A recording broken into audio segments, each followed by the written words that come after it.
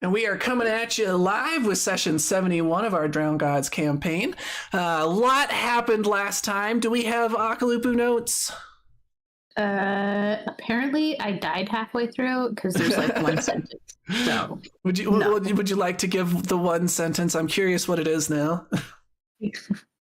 It's just about the weather. Weather was a bit gray today. We have occasional rain showers, but the wind is not with us. That's it.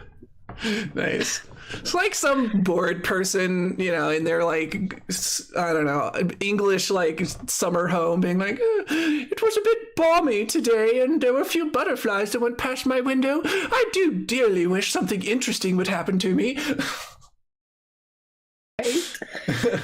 All right. So who wants to give the recap for an extra hero point? Oh, I should actually say first, everyone reset your hero point pools to 1, including you, Molly, because I do believe you used your birthday hero point last time, so everyone's back to 1. I used a bunch. There was a lot happened last session, so that's fair. Oh yeah, I'm not apologizing for it. It's just the truth. Yeah. And yeah, who would like to give the recap for an extra hero point today?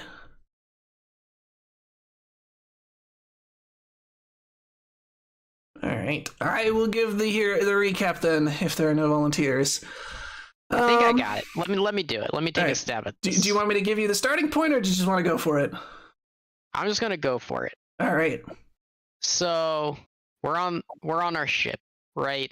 And Junior's about to fall asleep because he's been looking after Manawa Nui for too long. But he just continues to sit there and watch over her because he's a good boy. I'm doing chores with Dolphine and trying to find out more about where she's from, but not having very much success. Yeah, you did find out that it's like a melting pot with various different cultures, and that not everyone is like her and doesn't sleep. Right. And then I revealed to her that I'm a unicorn. She's never seen a unicorn or an equine creature before. Mm-hmm. And she calls me a creature, and I did not appreciate it.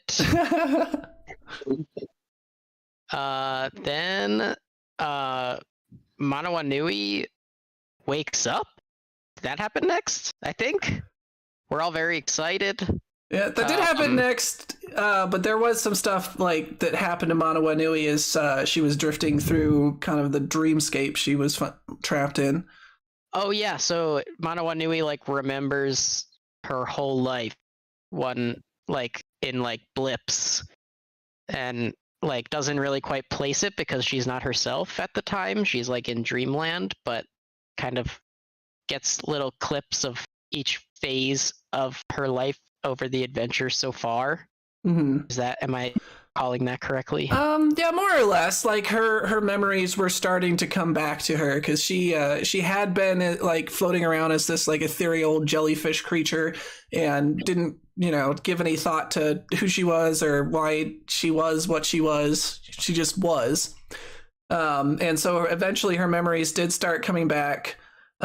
She also noticed that the landscape around her seemed like the very regular and even shapes, mostly like cubes and perfect circles, seemed to be radiating from perhaps some central point and started heading in that direction.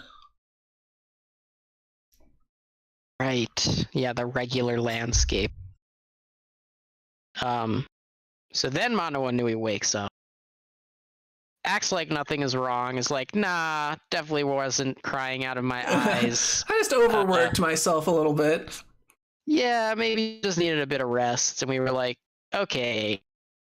And then the big finale, there's a massive storm hits us out of nowhere. Well, not out of nowhere. We kind of, there was some warning signs. The pressure was changing. We kind of should have saw it coming. But you were distracted with your celebratory feast after Manawa Nui had awoken.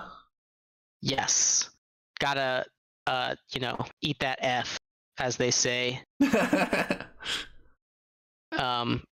Cause I had gone fishing with Dolphine earlier. Yep. She used her water bending to help me fish Yeah, to be fair, you did the majority of the work in the fishing because you rolled way better at survival than she did. It's so cooler to think about, like, just picking fish up out of the water with water bending. Yeah, you were like navigating, making sure you found the fish, and then she would pull them on board. So yeah, massive storm. We all strap in because we've got fancy seatbelts. Turns out to be our downfall because the entire freaking seat that Manawa Nui is sitting on and tied to with the seatbelt is dislodged and falls into the ocean. And we're all pretty convinced that Manawa Nui is dead. Well, most of you didn't even notice that Manawa Nui went overboard. The only one who noticed was Dolphine and Junior. Well, good thing Dolphine noticed because she saves Manawa Nui and reveals that she is a mermaid. Indeed. Dun dun dun. Yeah, mermaid Harry. You're a mermaid, Harry. Yeah, only thing I will add is just that as Manawa Nui went toward the center of the dreamscape she found herself in, right before she left, she had been approaching a like impossibly large and perfectly spherical or circular hole in the ground. And that inside of it, she thought she might be getting a view at some sort of figure that's, bigger than a mountain even, inside of the circle that is either the figure itself was shifting or perhaps these workers that she had been seeing all on the ground and working on, she couldn't tell what from that height, were crawling over the figure, one or the other. But then as she was starting to get to where she was actually getting a view on the figure, she snapped back to reality. But yeah, that would be about it. So go ahead and give yourself that extra hero point, and we will pick up where we left off last time. Dolphine had just rescued Manawa Nui, giving her the ability to breathe underwater as well as webbing on her hands and feet. They swam back to the boat where Junior had unfortunately not had the best of luck in swimming after them and had been knocked back against the ship and was just hanging on. But the two of them surfaced and quickly swam over to him where he helped them back on board the ship.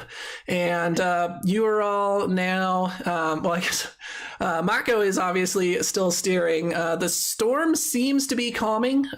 It appears that was perhaps the worst of it now over. So panic mode seems to be winding down.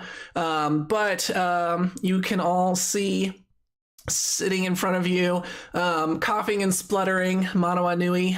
She looks pale, but she always looks pale. So otherwise, Manawa Nui appears to be unharmed.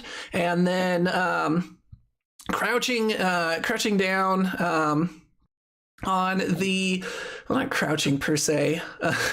What's that called? She's sitting, but with her kind of like legs bent. But anyway, sitting on the deck and looking unusually. I wish I could remember words. It would make my life so much easier. It's not the word I'm looking for, but I'll go for it. Looking unusually fragile. You guys can see Dolphine. She is now, from the waist up, exactly the way that all of you have come to know her. But from the waist down, rather than the human legs that she has had up till this point, it is instead a fish-shaped body. Her scales glow dimly with a slight iridescence, and they are patterned in purple and green. She's kind of just sitting there, looking up rather defenselessly.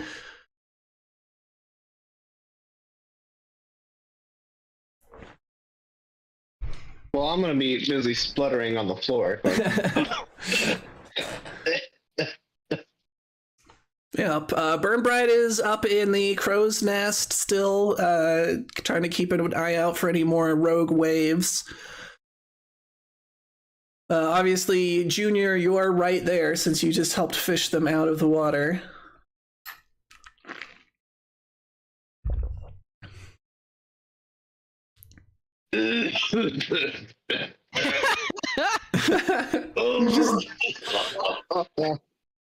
Dying on the deck. You're not that badly off. So You saved her. so you had been given the ability to breathe water while you were underwater, and then after you reached the That's surface, true. you actually noticed that you were no longer able to breathe air for a few moments until Dolphin she kind of touched you and seems to have reverted whatever it is she had done to you. So you're no longer webbed, and you are now able to breathe air again. So you're not too badly off in terms of choking and dying. Instead of spluttering, then I'm just gonna take a few deep breaths. Akalupu is going to run over to Dolphine and pick her up and hug her and say thank you. Dolphin looks surprised, but she pats you on the back and says, "Oh, no way I would have let anyone on this ship die. I'm sure you all would have tried to save me too." She's trying to pry herself somewhat loose. Anyone who gets a Junior hug finds themselves rapidly out of breath with their ribs creaking. Akalupu stops hugging her, but is still kind of like holding her. Yeah. So she can kind of look around and doesn't have to lay on the ground. All right. Yeah, and you definitely, even if you hadn't noticed before, you certainly would notice now her, fish body and fish tail kind of, twitching a little bit, and you could feel it slap your leg a couple of times. Not like slap, but it, bumps into it. Mhm. Dolphin, I see. you're Oh. also a creature. Yeah. I'm sorry I didn't tell you all sooner. But I guess the midnight is out of the bag, so to speak. It makes so much Oh. sense. I don't know how we didn't put it together. Like, how else would you be all alone out in the middle of the ocean with no one around? I mean, it just all makes sense now. Yeah, well, that was thanks to those vile cocoa biters. I hope they're all dead now. But yes, I'm sorry I deceived you all, but you see, mermaids are often hunted for our looks as well as our voices, and well, I think I must have caught the attention of a kraken who sent them to kidnap me. I didn't even know that mermaids were real. I had only heard stories. Yeah. Well, we do try to keep ourselves separate. Well, if I recall correctly, I seem to remember a few years back, there being, well, what do you call yourself? A mermaid-like creature Yeah. impaled on a spike. If you're asking what we call ourselves as a group, merfolk, and then the females are mermaids and the males are mermen. Hmm. Yeah, What if you get married? Are you still a mermaid, or are you a merlady? a mermaid. But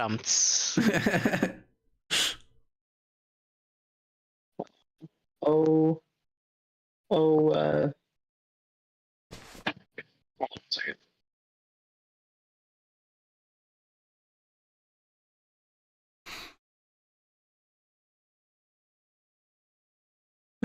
Just went on mute. Must have one of the children must have escaped.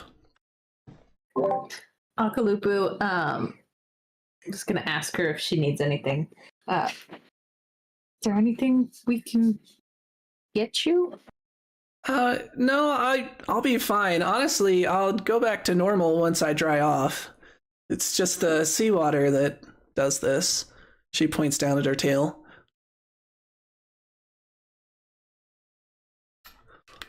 Cool. we should have Gur dry you off. Gur, go fetch a towel. I'm on it.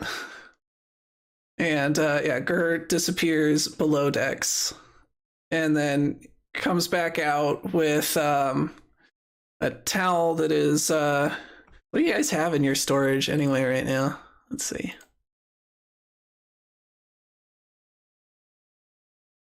Just food, cannonballs, and rope. I was hoping there was something more interesting in there. He comes back out with he comes back out with the towel from the galley that had just been used to clean up a soup spill. I'm surprised that it's not a towel that's covered in Monoinui's pink lube for some reason. No. You know what it is? It's the towel that you had been using to wipe the Monoinui's bloody tears. Nice. You guys haven't had a chance to wash it yet. That's disgusting, Gur. Why? It looks fun. It's painted red. Red is my favorite color.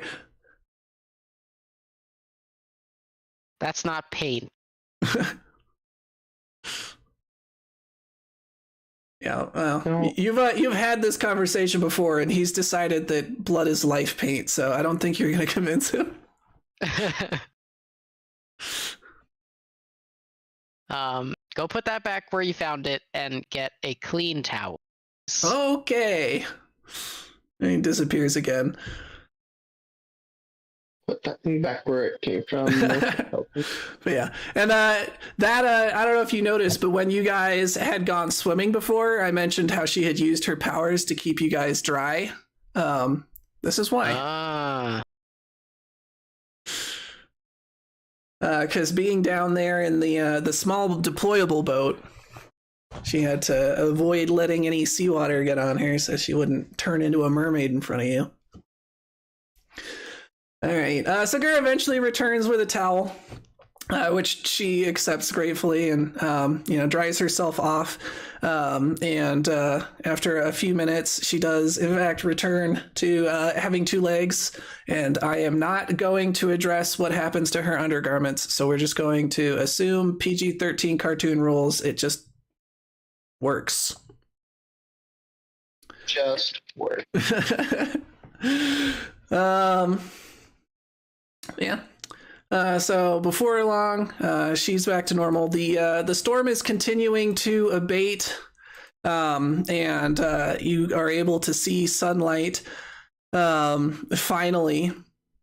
And you guys are all thoroughly exhausted at this point. You're not certain how long it's been, but given the fact that it is sunlight, either the storm did not last nearly as long as you thought it did and only went for a few hours, or by your best estimations, much more likely, the storm went all of that night through an entire another day. Or when did it start? It started at night. So it went through all of that night, through all of a day, another night, and it's the next day. Oh my gosh. So I feel like I have no idea where we're at on the sea. Legitimately, you are there is no way that you have not been blown off course at this point. You essentially pointed your ship north and did your best to ride out the storm, and odds are you're not even pointed north anymore at this point. Well, I feel like we could figure out which way we're pointed. Yes. We're somewhere in this area. So more or less, yeah. So a new day is starting, so let's go ahead. I will roll Mako's navigation check. Plus 13. Oops, I did not do the secret roll. 1 second while I roll this properly. There we go. I don't know how to get rid of my circles now. You should be able to go to the select tool, click on them, and then hit delete. Ah, there we go. Gotta select. I was looking for like an eraser or something. Yeah. All right, so Mako, you are in fact able to figure out which direction you're heading fairly easily using the sun, or at least roughly the direction that you're heading. Now you won't figure this part out until nighttime when you have the stars to help you. But you do find out that you have been blown pretty significantly off course indeed. So let me see. 1, 2, 3, 4. 1, 2, 3, 4. All right. So you are actually here.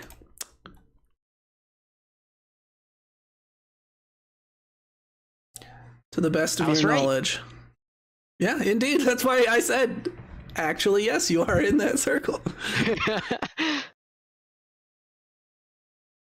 I wish my hero lab was working. Uh-oh. I just can't see where we're at. I mean, I can't see anything on the map. I'm trying to like load it up in Edge to see if that fixes it, but in the meantime, I just need somebody else to kind of...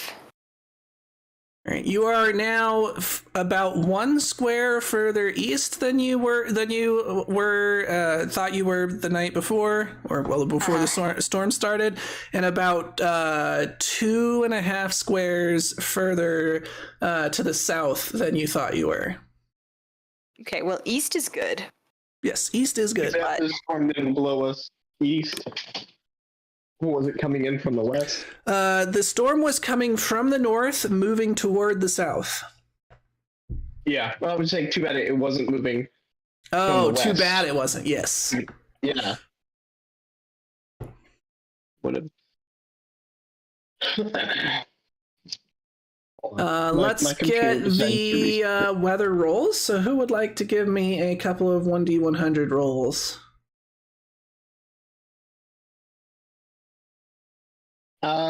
I'll do it. I don't need my computer on to do that. Alrighty. Let's see. And then D10. So we. Alright. 59. Okay. Windier and wetter. So, still going to say that the storm has abated, so we're going to put that as rainy. So it is still raining and a little bit windy, which makes sense, having the storm only just having passed, but it is nowhere near what this storm was before, so more or less back to acceptable conditions there. And then one more for the wind's direction.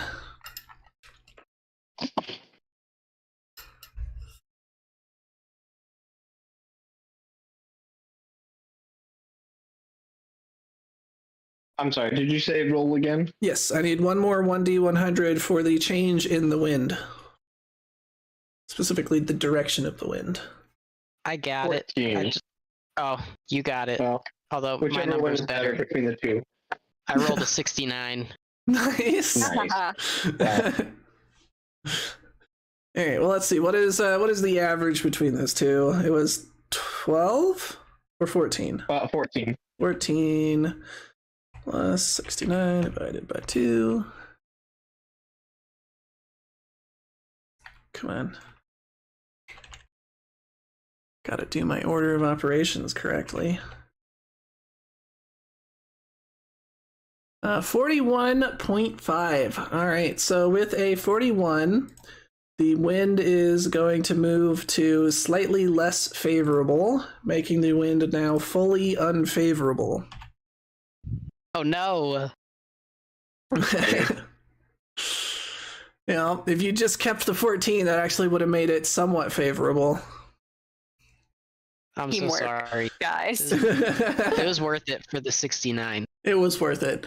All right. And you guys did take the boat down into the water during the storm, so your batteries are still at full capacity, so no worries there. And what is the plan for the day? With fully unfavorable winds, if you go for a full day, you can make a half square, or not a full day, but if you go all day and all night, so sail through the night, you can make a half a square of progress. If you only sail during the day, then you're going to make a quarter of a square of progress. However, if you do sail through the night, it's going to make it a little bit harder for people to get rest. Probably still manageable, though, because you just need 8 uninterrupted hours. So if some people sleep during the day, you should be able to recover from your fatigue. I say we go up to a height of 10 feet and then sail through the day and through the night. Aren't we normally traveling at 5 feet or no? That's what I was about to ask. Because I think generally. Let me check the boat rules real quick. Make sure I'm remembering correctly. Airship rules. Yeah, 1 charge is enough to keep the craft floating 5 feet off the ground for 1 hour. So yeah, going to 10 feet is going to double your energy usage rate. So if you want to keep it sustainable, you need to go 5 feet.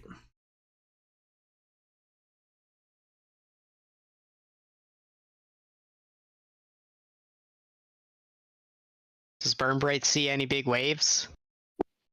Nah, brah. It looks pretty clear from here.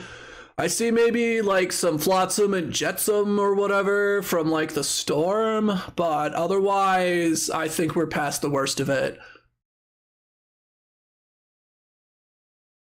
Yeah, I think it makes sense to go at our normal height. And I don't mind if we sail through the night, but I need 8 hours of sleep, I think, to be operating at full capacity. So if I've already been up for a long time, I gotta go sleep tonight. Oh yeah, right no, away. you've been up for over 48 hours at this point. Right. So, Dolphine volunteers to steer the ship while people get some sleep because she doesn't need it. Wow, what a woman. That's right. That's gotta be nice. Right? I wish I could sleep with half my brain at a time. Problem is I don't have a brain to use half of, so it wouldn't really work out. LOL. Savage. Yeah. But true. Well, all right. So Dolphine will take up the helm. Okay. Then I'm gonna go pass out. Yeah, I think basically everyone is ready to pass out. Like, Dolphine is fairly physically tired, even if she is mentally okay. Everyone else is just wrecked at this point. Because not only have you been up for over 48 hours, you've been up for 48 hours stressful. literally fighting for your life. Right. All All right. right. Well, I'm gonna tell her. I don't know that if something goes wrong, if she has a question, don't hesitate to wake me up. But if we're just heading east and everything stays normal, then she's got it under control. Okay, will do. Yeah, also don't hesitate to wake me up if you need any. Except if you wake me up, I'll kill you. I'm gonna assume that's a joke. You're funny.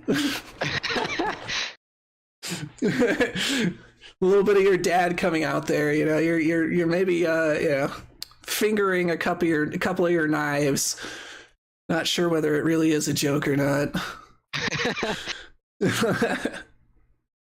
All right, so I'm gonna assume basically everyone heads to sleep while Dolphine and Gur are in charge of the boat, which sounds like a recipe for disaster, but we'll see how it goes. First ones to wake up would definitely be Manawa Nui, Burn Bright, and Ip, with your ability to only need 4 hours of sleep instead of the regular 8. So it's around midday when you start stirring again. Manawa Nui, you're probably the last of the 3 to start waking up, given what you have been through shortly before. Few couple of hours. Indeed. Or days, really. It's been a hard few days. Yep. So Ip, you wake up, stretch. You're feeling, markedly better now. Still quite sore after the exertions of the last couple of days, but you're feeling significantly better and mentally quite a bit refreshed. Emerging out onto the deck of the ship.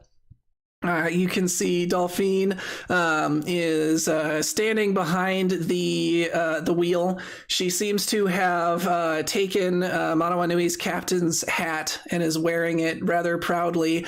And you can see kind of Sorcerer's Apprentice style, except instead of mops, there are little like water people wandering around the deck and doing various chores.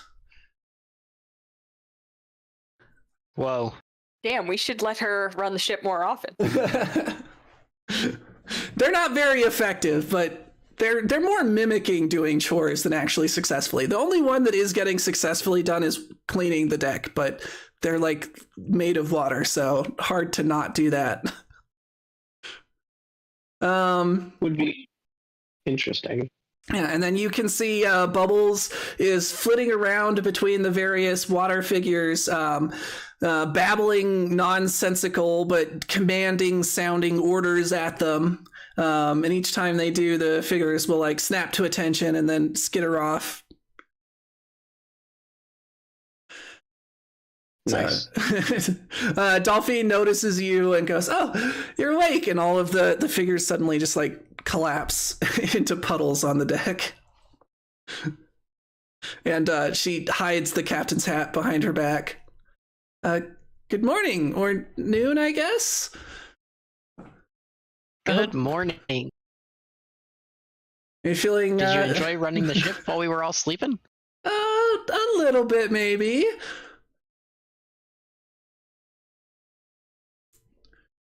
How about you? Wow. Are you feeling better? Oh my god, so much better. I could sleep for another day, but better get back to the chores. Gotta make sure we get where we're going. Yeah. Well, you might want to check on the kitchen. I think or the galley. I think Gur was headed down there, and I haven't seen him since. Oh no. I run off to the galley. Okay, so you run off to the galley, and upon opening the door, you smell a rather unpleasant concoction. It seems like more or less every different like spice that you had with you has been combined together into some ungodly abomination. And you find Gur, who is leaning over the pot, looking into it rather fixatedly. Gur? Yes? Are you trying to cook? Yes, Gur is cooking. What are you cooking, Gur? I'm not sure. Well, what did you put in the pot? I put in this and this and this and this and that and those and these and that and this and this and this and that and that. And yeah, that goes on for a couple minutes. Or until you stop him. Great. I'll take over for now. Why don't you go back up on deck? Okay. And there's somebody else. So Gur toddles off, throwing the spoon and chef's hat behind him into the pot.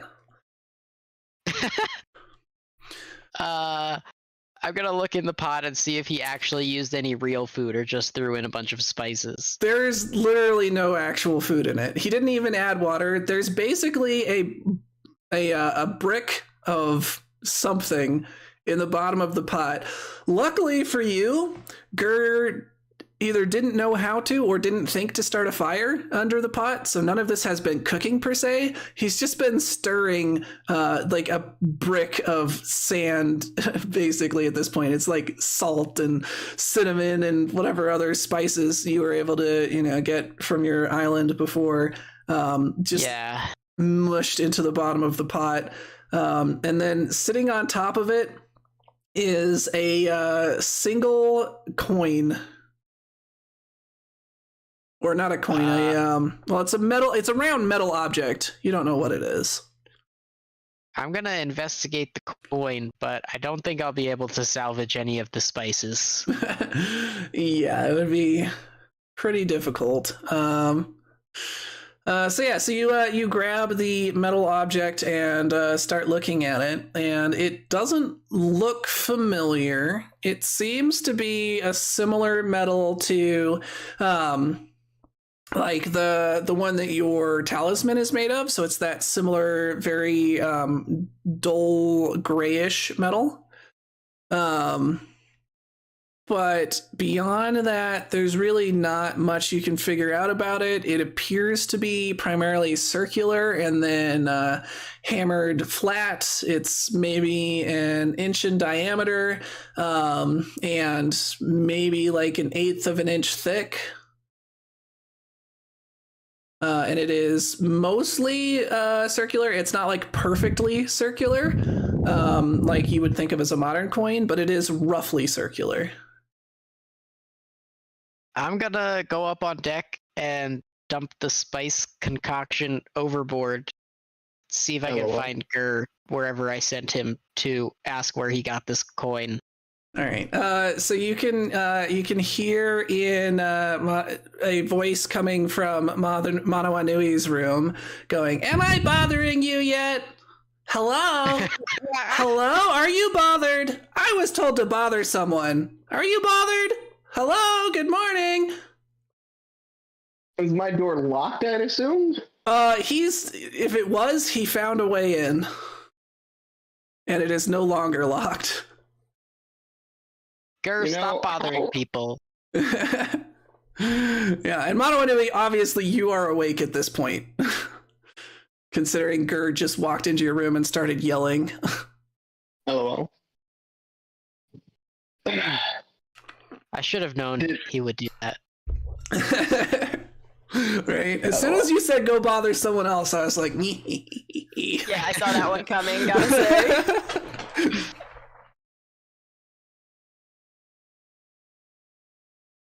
So did he leave when he said that? He cannot hear Ip over his own yelling, so he has not responded to Ip telling him to leave you alone. I knock on the now unlocked and ajar door. All right. There is a knocking on the door. Come in. Hello, I hear there is someone bothering you. There is. He said you told him to come bother me. I'm very bothersome. That was a bit of a misunderstanding. I should have, been more careful with my words. But take a look at this. You can all call me Bilbo Botherpants. Gur found this coin-looking thing and threw it in a cooking pot. Gur, where did you find this? I found it in a fish.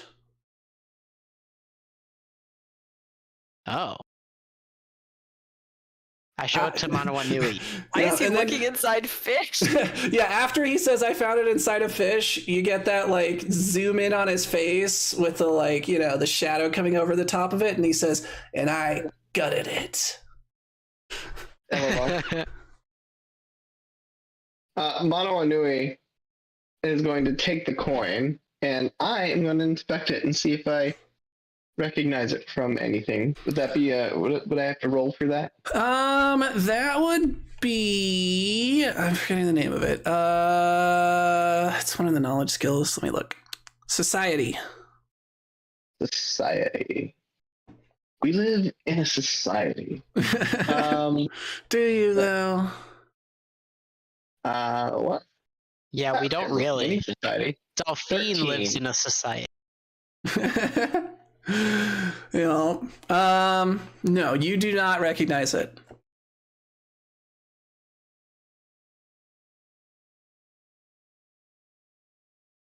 Can you detect magic? I didn't prepare detect magic. Oh, do I detect? It's an innate spell, so do I? No, you do not I detect detect any magic coming from the round metallic object. Mm. Huh.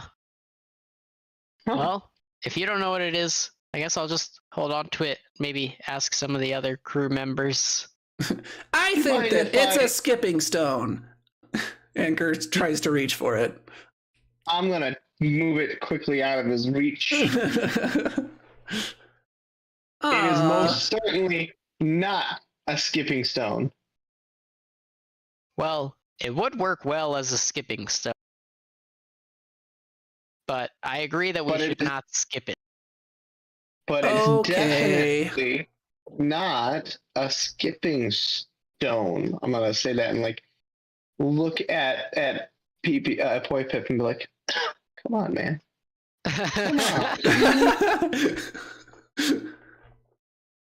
I live to encourage Gert. LOL. Am I done bothering people? I want to go do something fun. Yes, no more bothering people. Okay. But don't have fun either. Aww. I don't know how to do that. Just- Whee! And he goes, puts his hands in the air, and just runs out of the room. That's gonna end well. Alrighty. Do you mind if I I tried. keep this for a little bit? I just wanna create a carving of it, or not a carving, an etch of it. Yeah, works for Probably me. something- I'm not gonna do anything with it.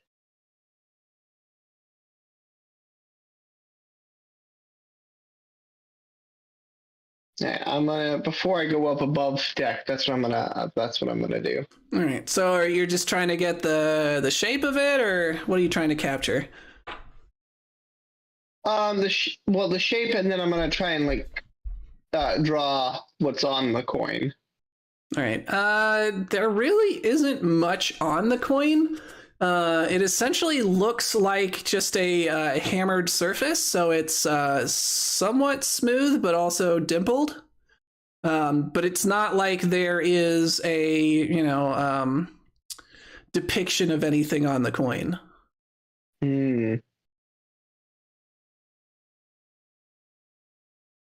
Well, I'm gonna make a what do you call that when you put a piece of lead on a paper and like A rubbing. a rubbing. I'm gonna create a rubbing of it. All right.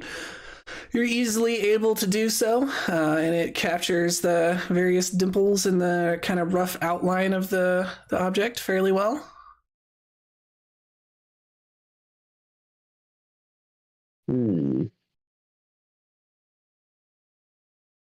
All right, I'm gonna go find a Poitheth. Give it to him. All right. Yep, I imagine you're back in the galley trying to undo the damage that Gur has done. We're just gonna have bland food for the rest of this journey. Now, luckily, Yeah. he didn't use all of the spices, but literally every utensil is not in the place that it belongs anymore. You're not sure how much Oh. of that was the storm and how much of that was Gur. Nice. I'm starting to get organized, and I'm waiting for Dolphine to actually get a fire started to start cooking.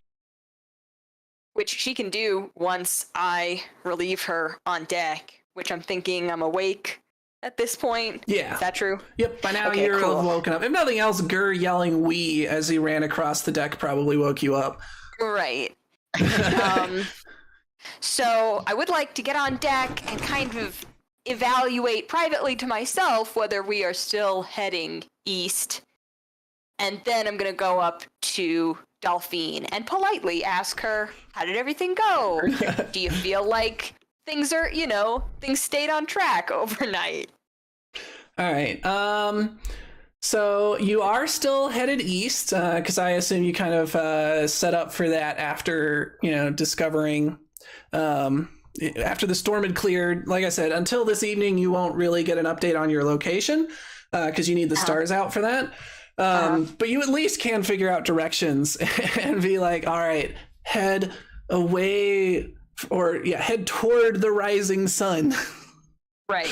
That is east. Yeah, I know that I told her to do that, but it's her first time driving a boat, so Yeah. you know. But yeah, so you check, and indeed you are still on course. Right. if anything, better than usual when you leave like Burn Bright or Ip or someone in charge of things. Pleasantly surprised. Newfound respect. Love that. And so then I'm going to go up and be like, hi, Delphine. Thanks so much for offering to let us all rest overnight. Yes. How did the evening go? It went pretty smoothly. I kept us on track and didn't get distracted doing anything. She says that she's like kicks Manawanui's captain hat behind like a barrel or something. Okay. Well, I think it's time that I relieve you. It's my turn to return to my post as navigator, but you did good, kid. Thank you. Yeah, I should head out. I think Ip's been yelling about a fire or something. Not that anything's on fire, but that I shouldn't. Anyway, yeah. Before you went to sleep, there's still definitely some damage. That especially that last wave that knocked Manawanui overboard. Has done some damage that is going to require, some carpentry work to fix. But a lot of the other things have been dealt with. There are no more like loose ropes or other things. Those have all been tied down properly and secured. The deck has been largely cleaned. There is a pile on deck near the mid-mast that seems to be where, bits of debris and things have been gathered up to be presumably looked through or discarded as needed, but generally things seem to be like cleaned up and tidied up a little bit. If you want to start talking about repairs, that's kind of Burn Bright's area of expertise. He's already up, and he's up in the crow's nest, of course. Okay. Delphine will head down and start the fire for you. Yep. And she's like, "Oh, thank you for waiting. I didn't want to leave the wheel until Mako woke up. She can be a bit temperamental. I'm afraid of upsetting her, to be honest." As you should be. Indeed. Yeah, I agree with that. I think you've got your priorities straight. And so she, snaps her fingers a few times. She's like, I don't know why this is still so hard. There we go. And gets the fire started for you. Thank you very much. And I get to cooking. Nice. Yeah. I imagine you'll want to make a nice hearty meal to make up for the fact that y'all haven't eaten for 2 days. So I am going to deduct a full food slot for today. Hearty meal. A what? I said a good hearty meal. Cough, cough. Cough, cough. Yeah, no, you definitely like Gur's meal would have, done more harm than good if anyone had tried to eat it.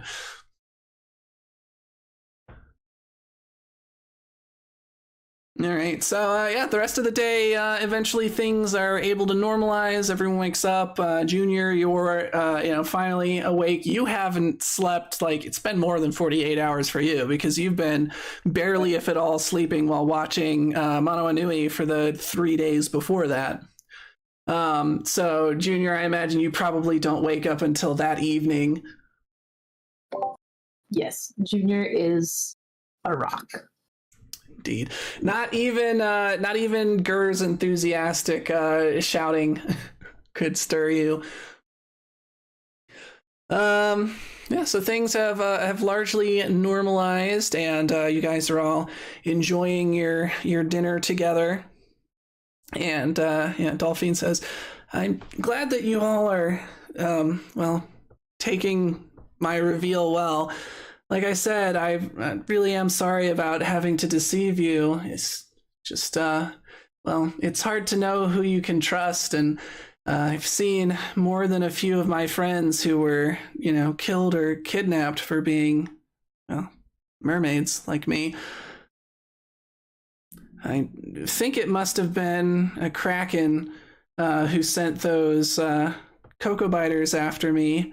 Well, not me specifically. They kidnapped a few of us. Um, there's a. I mentioned, and she turns to you, Manawanui. I had mentioned that there was krakens in the area, and that's what I was talking about. You see, the krakens have a long-standing feud with us mermaids, and well, these sorts of attacks back and forth have been going on for a long time. It's very rare that we can do any real meaningful damage to a kraken, but when we have the opportunity, we are, of course, happy to kill one of them in return. And that's why I was on that rock when you found me. Was, well, I couldn't go back in the water because there was a chance the kraken would sense me and come after me. In fact, I'm afraid it's possible that it may have even now when I went in the water to save you. I hope we were far enough away, but if we were still near its territory, it's possible it knows we're here. Oh. Oh, damn. Manawanui, I thought you kill krakens in your sleep. What? Manawanui does not remember saying that. It rolls open a scroll, and there's a picture of Manawanui asleep in bed, pointing one finger lazily toward a kraken in the ocean, and the thing just erupting in lightning. I'm more referring to the bit of the scroll when the guy summons the sea monster and you single-handedly slay it. Well, that's the bit.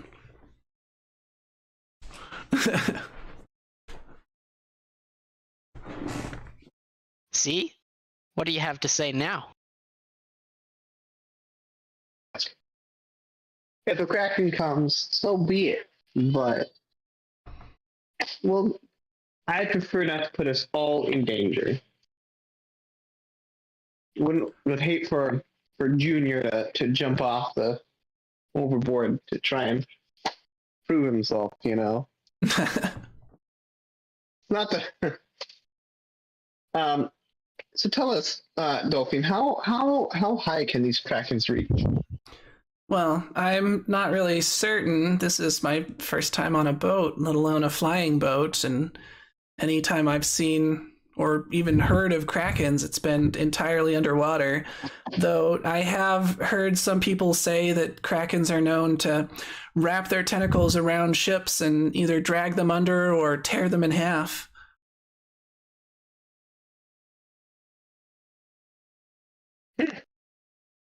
And how do your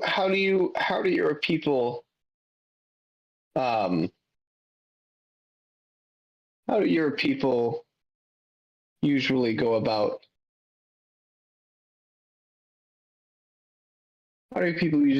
fighting these? Well, there are certain heroes among my people who have stories about them that say that they single-handedly fought off krakens, whether through magic or individual combat.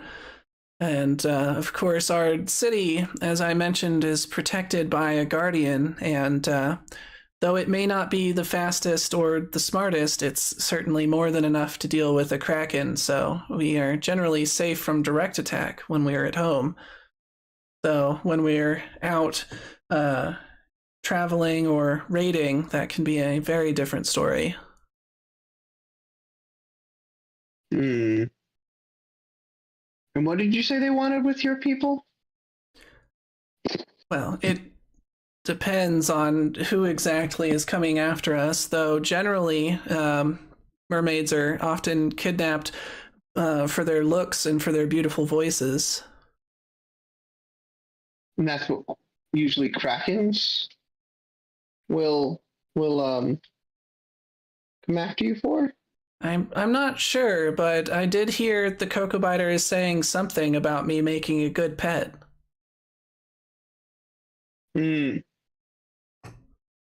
Interesting. Well, I think we should have 2 people on watch during the night, given that information. One person to sit up in the crow's nest. Do we call it a crow's nest? I assume I so. think we call it a crow's nest because I mean, you had Captain Lady, so I figure a lot of like Reginald's nautical and piratey lingo has come down to you. this is true. Reginald's nest. And then one person to steer the ship. Yeah, I'm hoping, because as far as I'm aware, Krakens generally can only sense things in the water. I'm hoping that since this boat flies above the water and we've been traveling for some time, that we would have thrown it off our scent if it does know where we are. Well,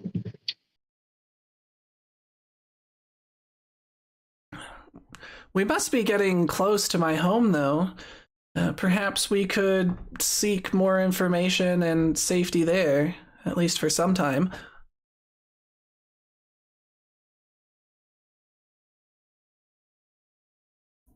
You Better said be we, careful. as in we could go to your underwater kingdom?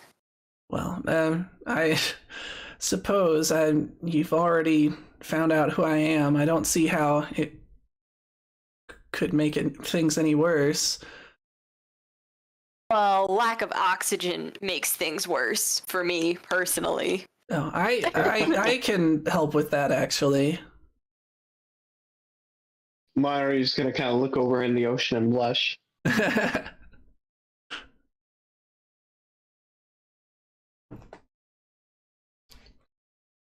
But if you would rather not, I'm perfectly happy Yeah, to just go on my own.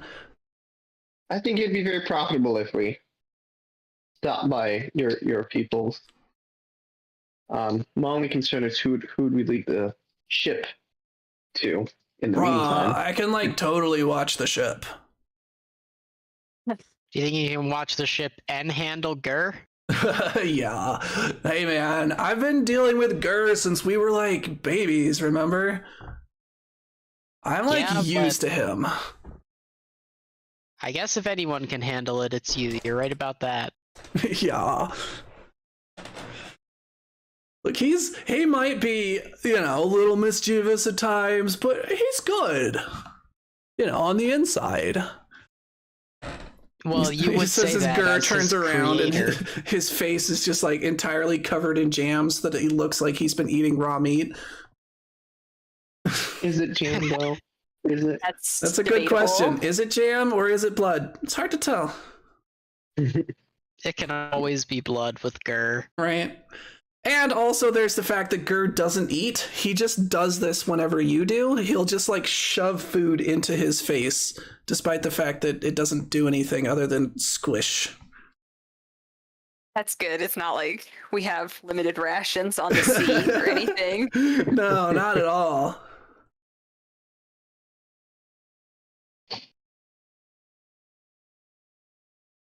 Well, I think it's decided then we'll accompany you to your city. And Burnfright and Gur will mind the boat. All right. Well, make sure that you take notes or whatever, because I want to hear about this. Like an underwater mermaid city? That is like dope. It is dope.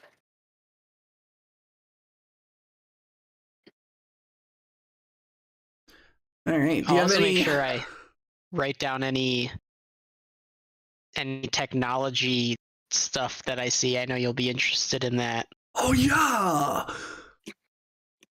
Like if they have any cool tech, like I don't know, underwater, yeah, I'm out of ideas.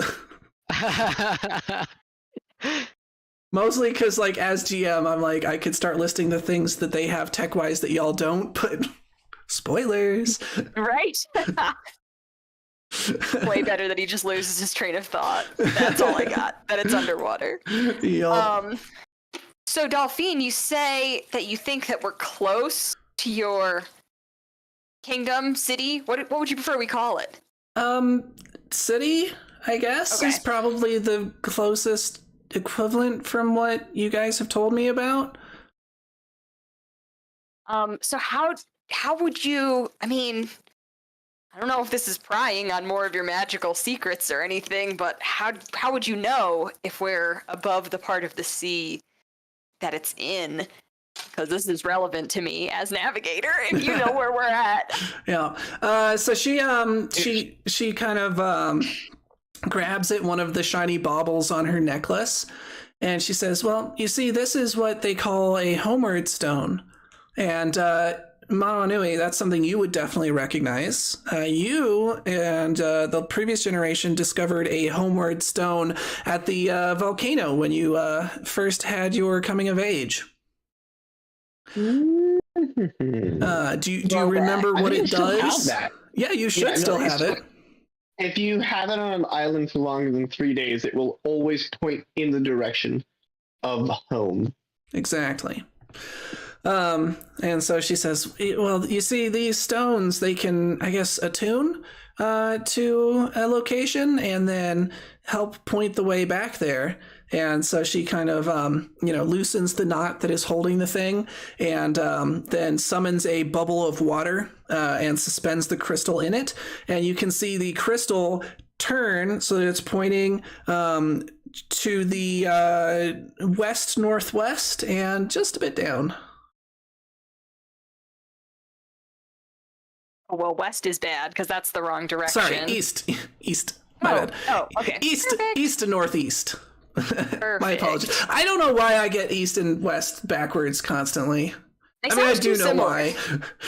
I think that all the time. I'm like, why did we name them East and West? Like, Oh, I thought you said west.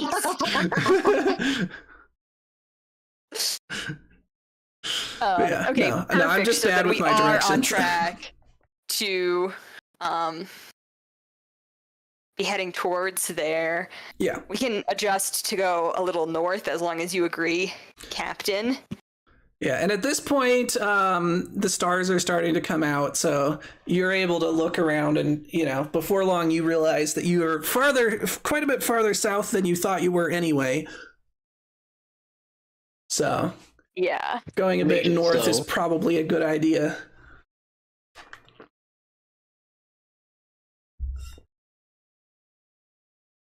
Could I move our little token on the map to be farther south? Because now I have Roll20 working. Yes. So now you can move yourself half a square for this day's journey. Okay. Well, half a square east, because that's the direction we're trying to head. Yeah, I'm you're saying, primarily should I going also east. put us a little south if we're too far south? You can tomorrow if you want to. You can move yourself north, but you only have half a square to move today. And since you can't do like a quarter south or a quarter north and a quarter east, you just have to go east for now. But you said that we're farther south than we think, so shouldn't I move it south? No, so Not because we have I physically already moved you, even though you hadn't Okay. found it out until the night. I had already moved you to where your navigation roll put you. So to your best of your knowledge, you are currently where you have placed your token. Perfect.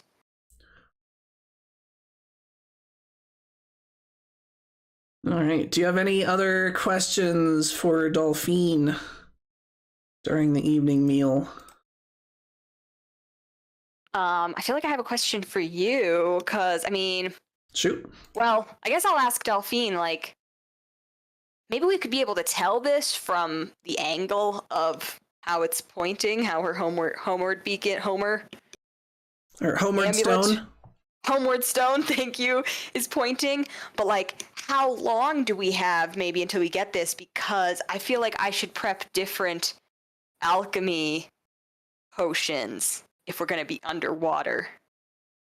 I feel like we're close. I think probably sometime tomorrow, before midday, most likely. Okay, interesting. Which would mean that tonight I should prep, or at least look at what I've got prepped. Yeah. Any spellcasters or other people who need to do their daily preparations should take that into consideration. That's a very good point. Let me do something real quick. Yes, I was mostly talking to you, Abe.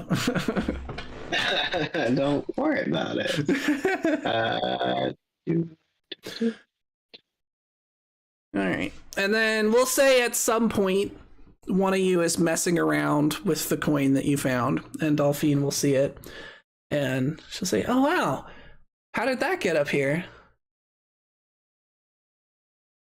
What, you've seen this? Or pulled it out of a fish. Oh, well, that makes sense. Yeah, my people use those as currency, which currency is not a thing that y'all use or know about. Currency, like currents in the ocean? Oh, no. Wow, not very often I run across something you guys don't already know about. I guess it's like you do trading, right? Like I want to give you 1 cat for 2 unicorns. I'm definitely worth more than half a cat. True. What's a better example? I'll give you 2 fish for 1 shell. Like a pretty shell. That sounds like a good trade. Yeah, so it's kind of like that, except instead of, shells, we hammer these coins out, and we use those as an intermediary. So we say that these coins are worth, 2 fish per coin, and then, we trade using them so you don't have to carry around, a whole bucket full of fish just to be able to buy something. Interesting. So you trade for the coin, and then you trade coins for what you want. Yes, exactly. Now, a lot of people still do trade directly, so no one will turn you away if you don't have any coins, but they are pretty convenient.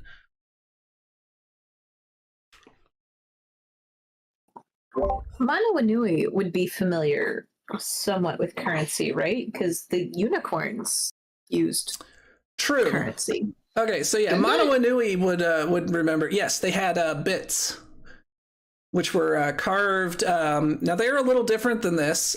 They were stone and they were carved, and they did actually have like designs on them.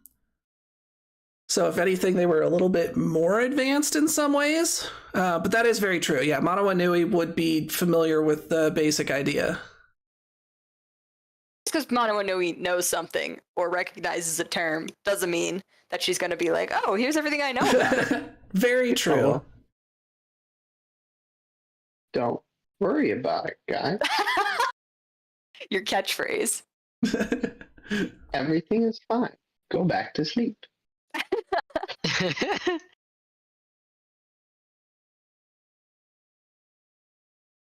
Well, this is good. Now we already have some currency. That means that when we get to your city, we can buy whatever we want.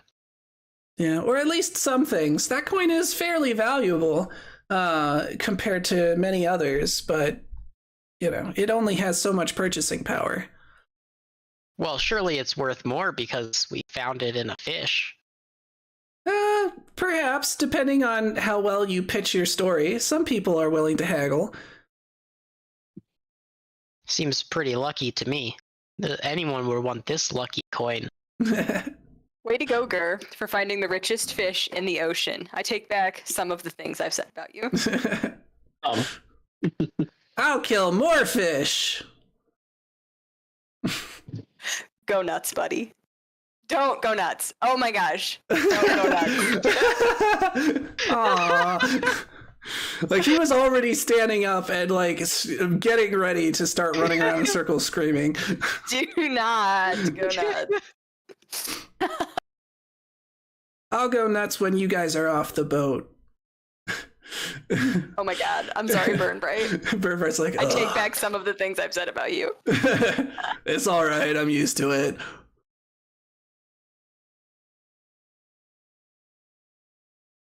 Honestly, I'm just excited for like a whole day to like this boat to myself. I'm just gonna lounge around in my underwear the entire time. That's a mental image I did not need. we'll be careful to knock before we get back. Probably a good idea. But nah, I'm definitely gonna catch some tan.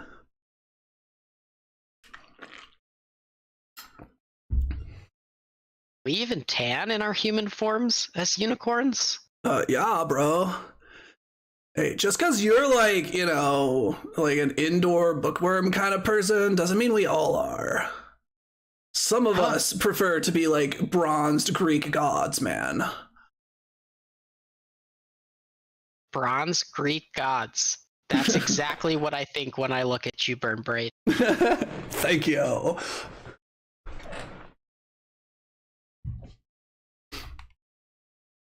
Burnbright's definitely got that beach bum kind of look going on in his human form. Nice. Great Mother, he doesn't actually mean it, nor does he worship the Greek gods. Please forgive him. Whoever those guys are. Exactly. All right. Well, unless anyone else had more questions for Dolphine. Cool. So yeah, the rest of the evening proceeds pretty calmly. You do not, in fact, get suddenly attacked by krakens out of nowhere. So, thank goodness for that. And the next day arises, and Dolphine is, long before anyone wakes up, because she doesn't sleep at all. But when you guys do wake up, you find her, out at the front of the ship, just kind of like staring off into the distance, somewhat excitedly. She says, "We're close.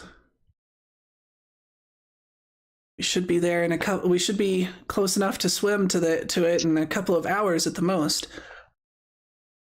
I bet you're excited to see your family. So, when you say that, very, very mixed emotions cross her face. Where, part of her seems like that is the case, that she is excited to see her family, and let them know that she's all right. But there's certainly an edge of something else as well. But she kind of is able to suppress that fairly quickly and smiles and goes, yeah, it'll be great to see them and let them know that I'm okay. I'm sure they must be worried sick about me. I've been gone for almost a week now. Yeah, that's a long time. Or I guess at this point it probably would have been over a week, so she'll say over a week now. Yeah, I can't wait to show you my home as well. Should be very different to what you're used to. Yeah, on accounts of it being under the water. Yes, well, that and many other things, I think. Yeah. You'll be very surprised about what you see down there. So you said that you could help us stay underwater. How exactly do you plan on letting us breathe down there? I mean, I've got a special shell that lets me breathe underwater for an hour at a time or so, but that seems kind of annoying to have to carry around with me and blow every hour. Yeah, you probably should bring it with you just to be on the safe side, but I think I should be able to transform you like I was able to with Manoa Nui yesterday, or I guess it wasn't yesterday, day before yesterday, but like I was able to do with Manoa Nui when she washed overboard. I wasn't really entirely sure what I was doing. I kind of just went off of instinct, but I think I've figured out what I did, and I should be able to replicate it with everyone. You could turn us into fish? Well, kind of like fish, more like swamp monster people. In fact, honestly, when we're down there, you should probably tell anyone who asks that you are some sort of swamp monsters. Humans are not the most popular of species.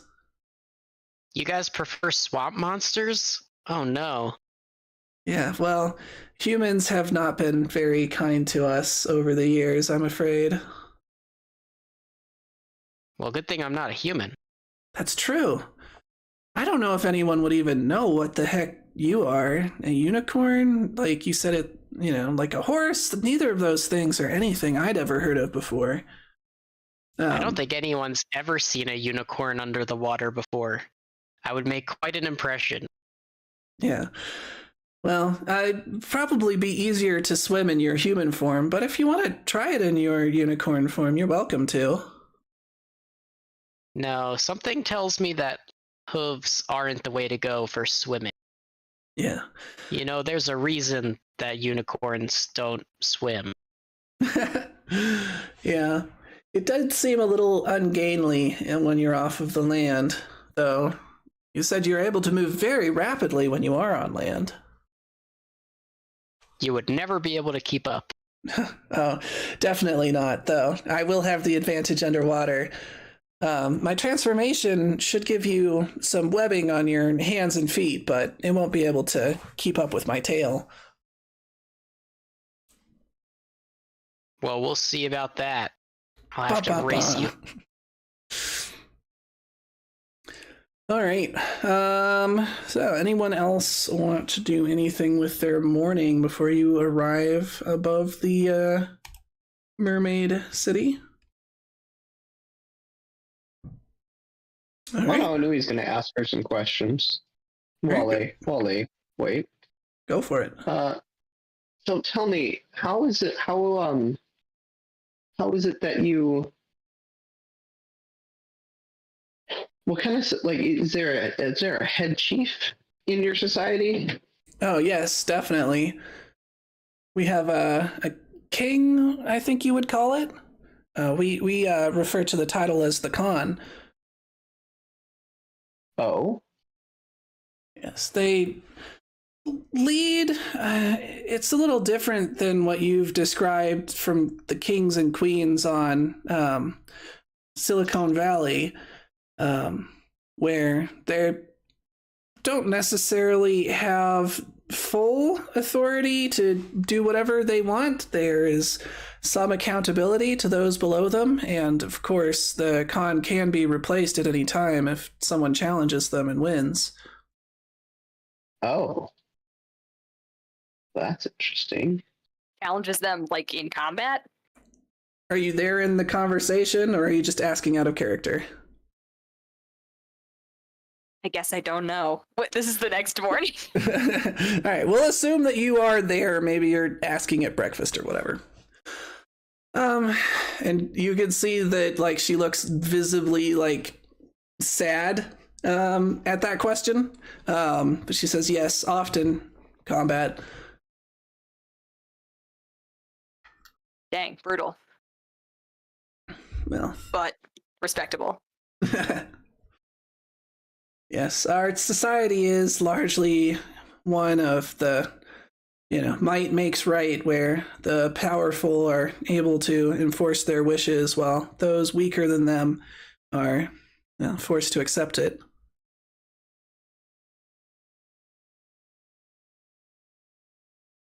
I'm gonna move your boat a little bit for your day, your travel that you make during the day. You are down there. Anyway, you may continue your conversation if you have other questions. I don't know. Is there anything? I mean, I'm not sure that these people are gonna. It sounds like they're not gonna be happy to see us for sure. Is there anything that we should do or could do to kind of make this introduction a little easier? Yeah, I was talking to Ip about that actually, and the transformation I'll put you through so that you can traverse underwater and breathe and everything should disguise you fairly well, so that you don't just look like humans. I Stick don't out like a sore thumb, yeah. Yeah.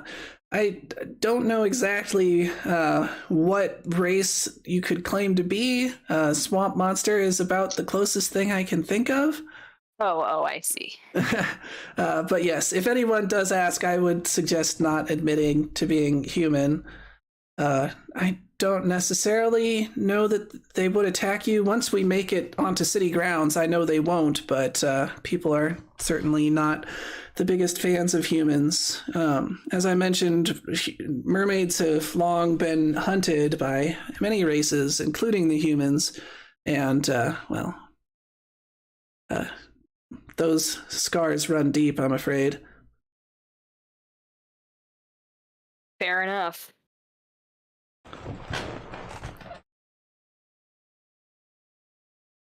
Beyond that, be polite and don't get into people's personal space. That's an easy way to start something. As I said, once we're on city grounds, we should be pretty safe, but there's no guarantee.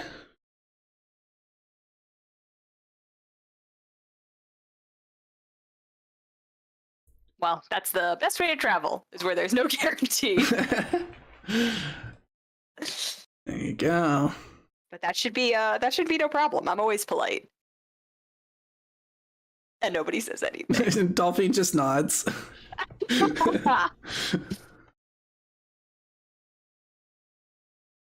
Beyond that, it should be an opportunity for us to perhaps trade for some supplies. The coin should be able to buy us some things, and if you have any other valuables you'd like to trade, we can bring them with us as well. The city is host to a bazaar all year round where goods from all over the ocean are bought and sold, and so I imagine there are likely to be quite a few things that might pique your interest. And then, of course, we can gather information, perhaps confirm our current location, and make sure that we are as safe as we can be, at least from any large dangers like the Kraken, who I think must not be following us any longer, but we can hopefully confirm that just to be safe. And then, of course, I'll need to talk to my family. You guys have very kindly invited me to join you, but I can't just go away without at least letting them know where I'm going and seeing what they have to say about it. Yeah, especially because they don't even know that you're okay. Yes. Oh, yes, that is very much the first thing I need to do, is to let them know that I'm not dead. How did you get to leave your city in the first place? Well, I had been out with a small group. We were searching for we had heard rumors of a treasure buried on the bottom of the ocean. I don't know if those rumors were true, because on our way to our location, we were ambushed by the Cocoa Biters. And they killed many of us. It took me and 2 other girls captive. And, I'm the only one who made it. And she looks very bleak at that comment. Rough, buddy.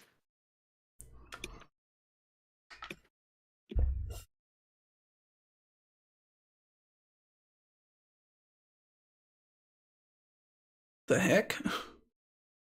I don't know if it came over the mic, but one of my computers just made a random noise for no reason.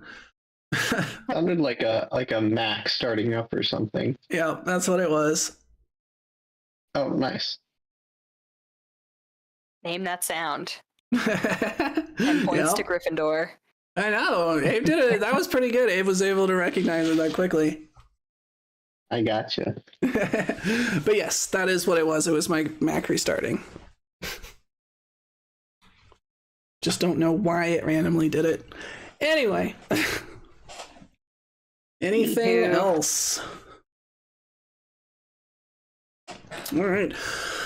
So yeah, you guys travel for a bit longer, and a bit before midday, Dolphine, says that you are there, and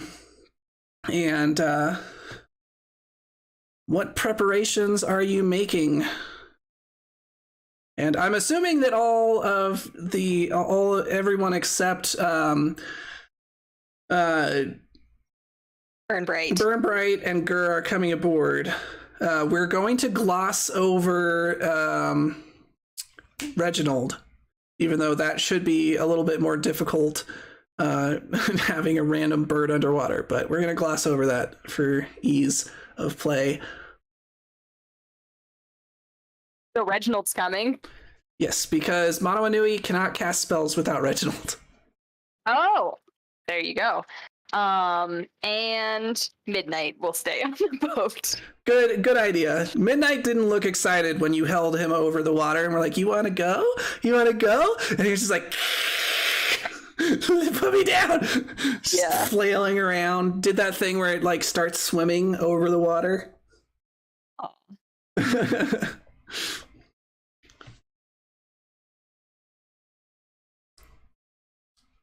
All right. I felt really proud of myself for being like, oh, I should change up which, alchemist bombs I have, but I cannot figure out how in Hero Lab to change which ones I have. So if you pull up your character, yes, and then go to make sure you're in build and not play. Yes. Okay, I did get that far. And then go to alchemist. Okay. And then under class abilities, you have your alchemist formulas. Uh-huh. Those are your prepared alchemist things. So if you want to get rid of one, you click the ... and hit delete. And if you want to add a different one, you click the little plus, and that will pull up the list of ones that you are able to prepare.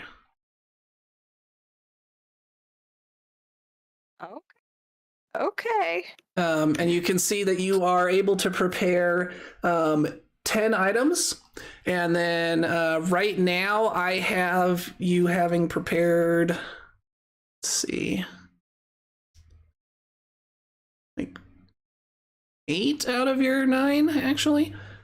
So that, I've, I gave you the wrong thing. Okay, so the alchemist formulas are the ones you know how to make. My apologies, I did get this wrong.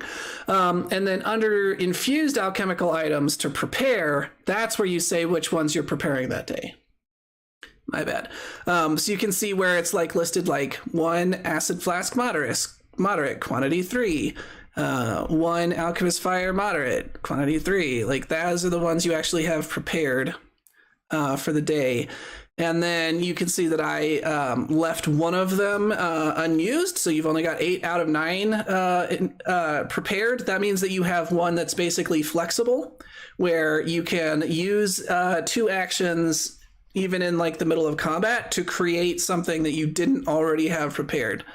Like if you ran into, I don't know, like a lightning elemental and all you had prepared was lightning bombs, you could prepare something else that could actually do damage.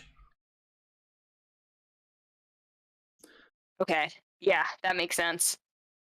Thank you. I'm sorry that I had to take game time to figure out how to do this, but I appreciate It's all you. good. No worries. All right. Anyone else? Any particular preparations? I'm going to assume that you bring your usual weapons and armor with you. I will caution you that slashing weapons are pretty hard to use underwater, so piercing weapons are quite a bit better. The crossbows that Ip and Burnbright use will work underwater. The range increment is reduced, but they do function.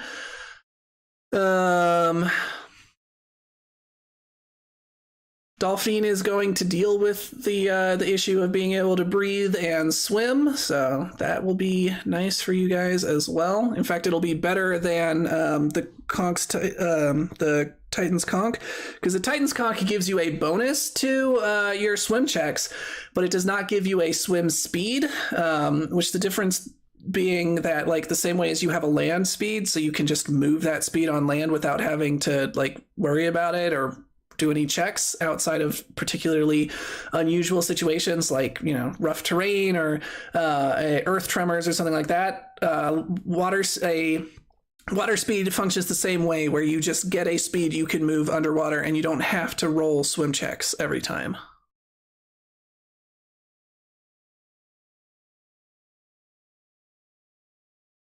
All right, I'm not hearing anything else people want to do, so yeah, you guys jump into the water and kind of like bob around for a minute, and then Dolphine says, all right, I'm going to get you guys transformed. Once I do it, I think you'll only be able to breathe water, so you'll want to duck under fairly quickly. And does it run out of time or anything? No, I will be able to undo it when we're ready to surface again, but you should remain in that form until you either wish to dispel it or I dispel it for you. Or And not to be macabre, she has to specifically what dispel happens it. if something happens to you? Well, I'm not sure, honestly. I'll have my Triton's conch, so if anything goes wrong, I can. If you're near me, then I can at least save us. Yeah. We got a backup option. That's good. Also, I do just want to call out that one of my special abilities is breath control. I can hold my breath for 25 times as long as the regular person. Dang. I mean, that's not going to help you at the bottom of the ocean, but Okay, brag. short of that actually will be quite helpful if you need to hold your breath at some point. Right, just calling it out. Yeah. Alrighty. So yeah, she goes up to each of you in turn, and this time she does not use the kissing technique that she used on Manoa Nui. She actually just goes up, and you can see her aura ignite around her. The water moving in these shimmering, mesmerizing patterns, and then she lays her hands on each of you, and you can feel a tingling in your hands and feet. And soon enough, in fact, you do find yourself choking and gasping on the air. So counter to all of your normal instincts, you dive underwater and force yourself to breathe, and it feels as easy and natural as it does breathing water. And you can see that your hands and feet have become webbed, and you all have a swim speed equal to your move speed. Which should be, I think, 25 for most people, 30 for Manoa Nui because she's an elf. Technically, you have a higher land speed, I think, because you're a horse, but since you're in your human form, I think you will get the human move speed, so... Makes sense. You get a 25-foot swim speed. You know what this means, don't you? She just wanted to kiss Manoa Nui. I mean, you can bring that up. She actually does have an explanation for why that happened.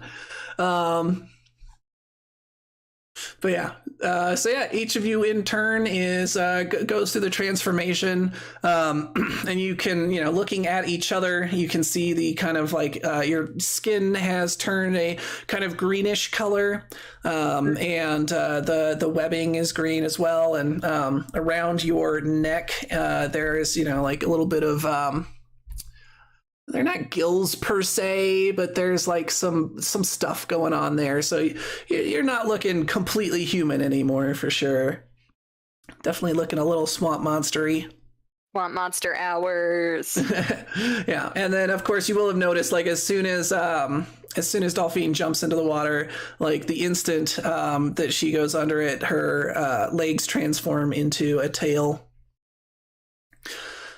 And she says, "All right. We should be headed that direction," and she points off down into the murky darkness of the ocean below.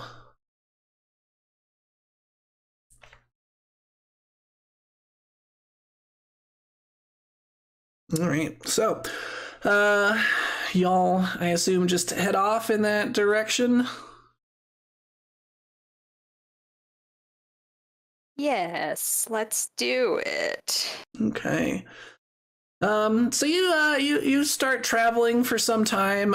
You would guess probably an hour or two, and the light around you is continuing to grow, progressively more and more dim. It seems, though, that the transformation is giving you some degree of low light vision as your eyes are adjusting to the lighting, more so than you would expect your human eyes to be able to. And you continue down into the murky depths, and let's get a perception check. From anyone who would That's like not to a good roll it. sign. I'll roll it. No, but by which I mean multiple people. Any number of you who would like to roll perception may do so at this point. If you don't want, 19. but if you don't want to roll perception, I'm not going to make you. Just wander blindly. That's fine. Got a 19. All right, 19 for Mono Anui. Anyone else gonna roll? 22. Nice. Hello? Hello. Someone dropped away. I think it might have been Anna. Looks like she's back though. Yeah, I tried to unmute myself and I totally just hit the run button. I have done that before. I got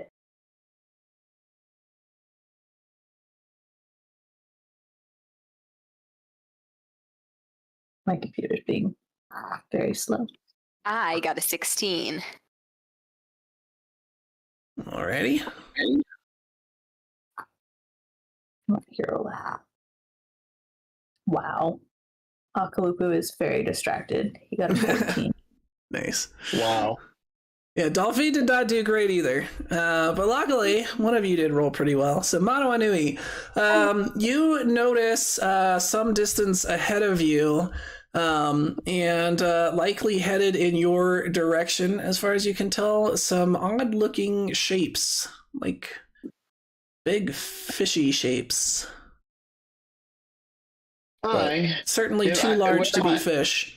And they are not that far away from you. View distances underwater are significantly shorter than they are in land because of the way that light travels through water and, you know, what bits of debris and silt are there.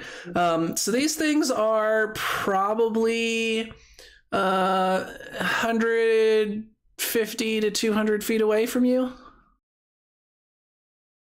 Like, we'll say like 4 school buses. I'm gonna look over at Dolphine and gesture towards the, you know, the thing. Is that? Do we need to be worried about that? So she looks over and her eyes widen and she says, "Oh, those are sharks." And yeah, everyone roll for initiative. By which I mean I will do that because we're in here lab. Let's start initiative. Is anyone using anything other than perception for their initiative roll? Your options are stealth, survival, or perception. I'd like to use stealth. Alrighty. Can I use survival? Yes, you can use survival. Anyone else? What'd you say, babe?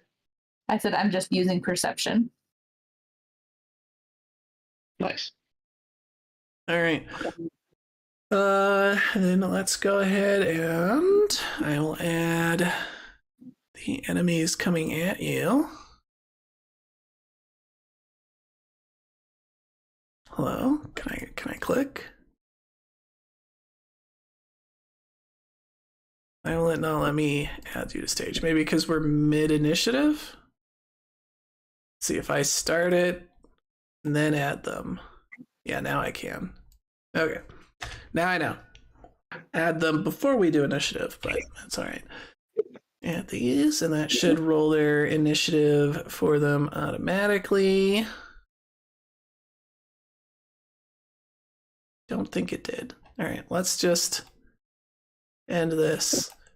Roll initiative again. Let's see. Lupa was using perception. Mono Anui was using survival. Mako was using stealth. I think that was everyone. Confirm it start. Alright, there we go. So, Ip, you are up first. So you can see ahead of you these large fish-shaped figures. By the time that Dolphine and Manawanui have finished their exchange and warned everyone that sharks are coming, they are about 100 feet away from you right now. So let me just... Oh no! Yeah. I guess I'll put together like just a blank map for this. Probably help visualize the distances at least. Alright, you should all be in a giant blank white map now.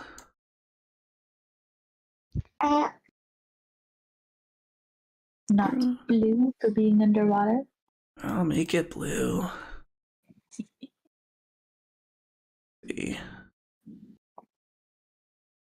There.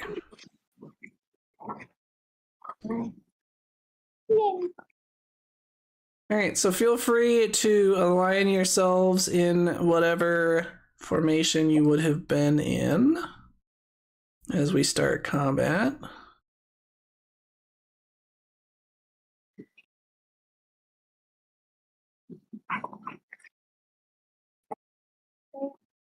Where are the sharks? The sharks are to the right, about 100 feet away. I am pulling up a token for them.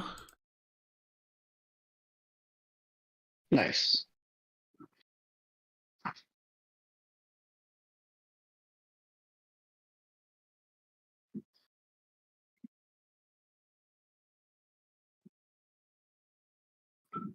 It squished them. There we go.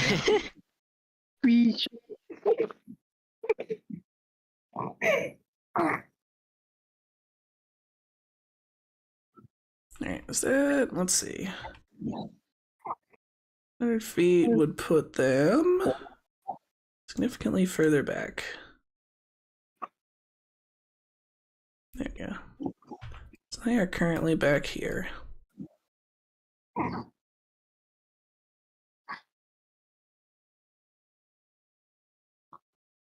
Alright, Ip, you are up first.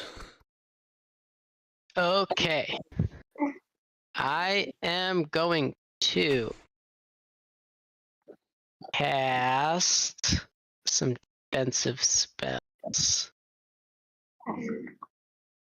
Okay, so Junior, you're gonna get Sanctuary, which means creatures attempting to attack Junior must attempt a will save each time. Ooh, nice. That is until you use a hostile action, so it'll only protect you until you engage the enemy, but it should allow you to get in close Nice. more easily. And that is a 2-action spell, which stinks. Yeah, most spells are, so you usually only get one per round.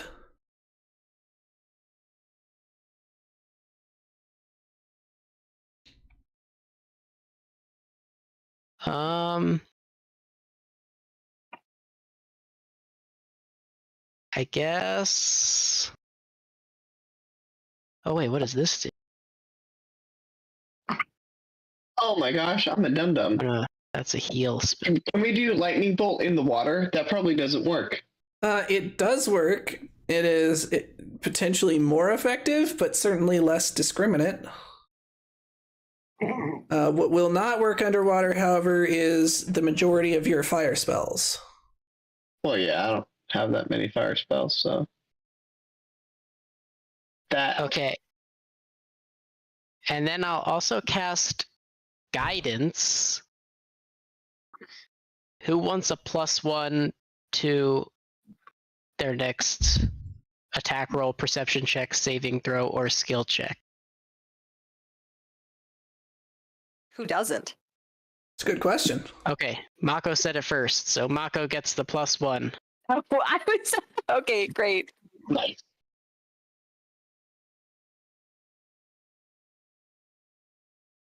And that's my 3 actions. Alrighty. And that's just for this turn, by the way, Mal.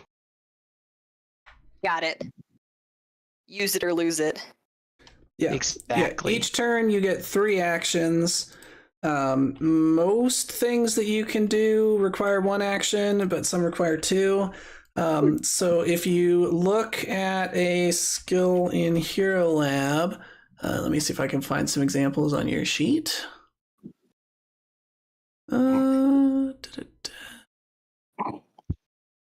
right, so if you look under special abilities, something like Quick Alchemy, which is what I was talking about earlier, where you're able to kind of like create an alchemical item based off of your unused infusions, which we left you 1 slot, unless you change that, is 1 action. So you can see to the left of the title, it's got like an arrow with a little dot behind it.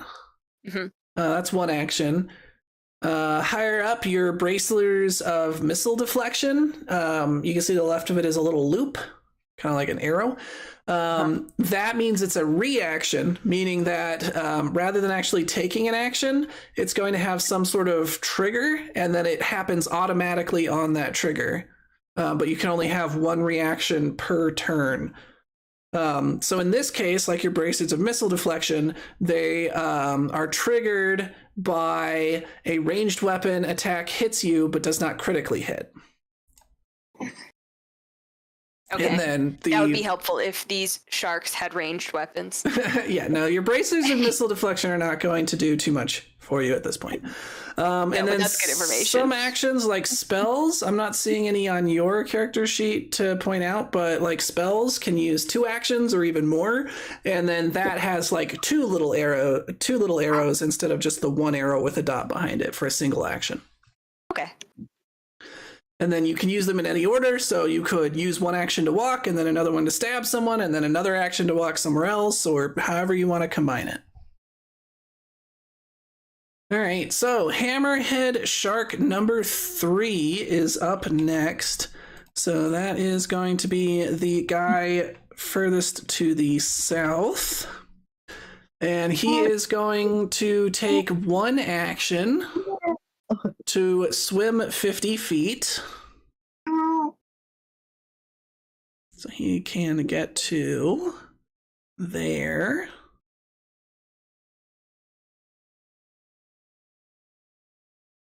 I think that was the right square. No, I think it was off by 1. I think it was here. All right.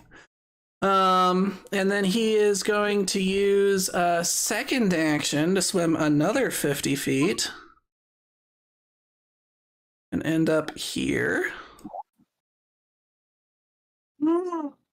Whoop. Yeah, these boys fast underwater.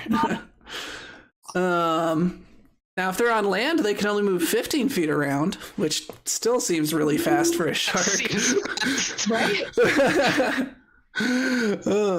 But yeah. And then Land shark. Oh, land sharks are a thing. If you remember from your from Outset Isle. And yeah. I remember. I remember. And then he's going to use his third action to try and take a big old chunk out of Akalupu. Does a pass a will save I don't believe that's true. because of my sanctuary. Oh, he does. Oh, okay. What is the will save DC on that? 21. Sweet. Yeah, I completely forgot that you had put that on Akalupu. Let's see. Where's his will? There we go. Not as bad as I was expecting. 26, so he succeeds. Yeah, so nothing happens. Sag. He's all good. He rolled really well. He rolled a 20 because he only had a +6 to his will save. Oh, if it's a critical success, then my sanctuary spell ends. Oh, well then your sanctuary skill has ended. What a waste of a spell. I know, right? This shark just being a pain. That was all the right. only scenario where that could have happened. Right. So Junior, does an 18 hit? My AC is 22. All so right. no. Then it does not. So he attempts to take a bite out of Akalupu, seemingly unfazed by Ip's sanctuary spell. But Akalupu is able to fend him off, kind of push him away before he's able to get in a solid bite. So that is its turn. Junior, conveniently, you are up.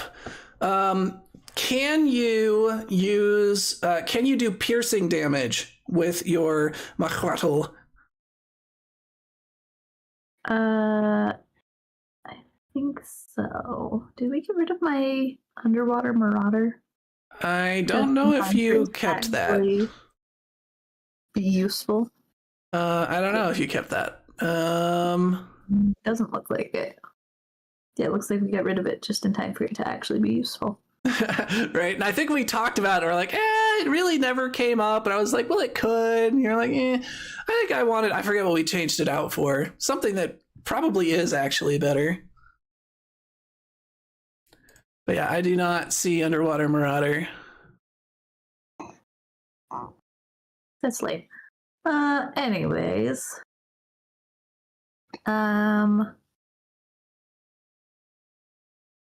No, I think mine does slashing or blunt force. I don't think it does piercing. Yeah, let's see. Where did we switch that out? Because I remember there was somewhere we could set it.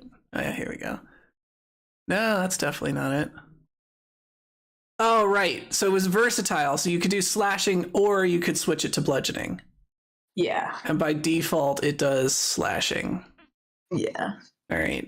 So your attacks are going to be, I forget exactly what. I'll look it up, but I'll say a -2 for now, because if anything, it's actually worse than that. Okay. Well, I assume your first action is going to be to rage. Yes. Find it and click on it. There it is. Okay, it is only a -2, so it's not as bad as it used to be. Oh, nice. And luckily, you have a swim speed, so you're not considered as flat-footed as you would be otherwise. Yes. Well, and I have something that gives me a climb and a swim speed anyways. When I'm raging, at least, of like 35 feet. I think that's Raging Athlete. Is that what gives it to you? Yeah. So. When raging, gain a climb and swim speed equal to your land speed. So you would have been good either way. Yeah. But anyways, yeah, and then I'm gonna try to hit him. Do it. 33. All right. That is a hit. You said 33? Yes. That is a crit. Nice. Nice.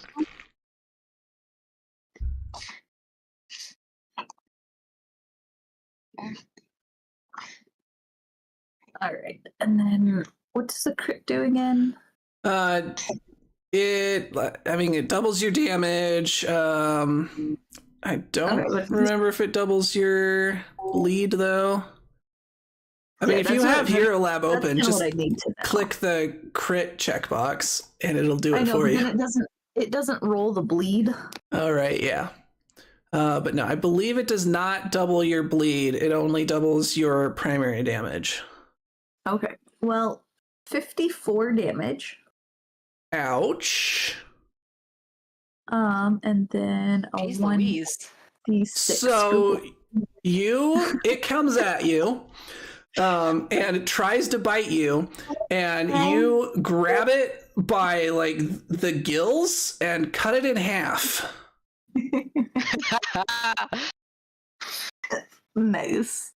There's just like a cloud where the shark used to be. What did you say? 54 damage. Yes. Yeah, it has nowhere near 54 hit points. I'll say that much. You just disintegrated that shark. Why won't it let me?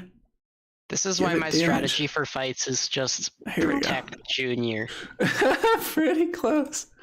All right, so it's super dead now. Nice. Do the other sharks have to roll like a will save or something? No, not anymore. That shark's crit success against my sanctuary means that it went away. I think she means in terms of, did she just scare the, bejesus out of them? Oh, yeah. Right, predators are pretty much like, oh, this is not going to be worth it. Yeah, but no, they still seem to be aggressive. Okay. But if they were smart enough to recognize which has happened in front of them, instead of being more whipped into a frenzy by the blood in the water. Right. But yeah, so that guy's super, super dead. Nice. And let's see. Going into rage, how many actions does that take? I just forget. I think it's just one. Let's see, rage. Yes, one action. Though do remember to reduce your rounds. Yeah. So I've got one more action, right? Correct. Okay. Because you used one to rage, one to cut a fish in half. Oh my god, you still have an action? Just like do the Hulk Hogan pose or something. Damn. Right? All right, let's You see. do like an intimidate action to make it, scare off the sharks even more. Or a taunt to make them attack you again, because damn. Oh, I mean, I think you have demoralize.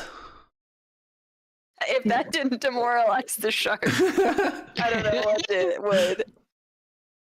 Let's see, because I've got intimidating glare. Yep. Yeah. Let's see. How do I do intimidating glare? Okay, you can demoralize with a mere glare. Yeah, because you need the scare to death feat before you can use it, but you can use demoralize as just an intimidation skill. And you get a bonus because of your raging intimidation. But I think they're further than 30 feet away, right? Yes, they are currently 100 feet away. Okay. Yeah, so I'll probably just move up 35 feet. That works. Feel free to swim through the bifurcated shark on your way.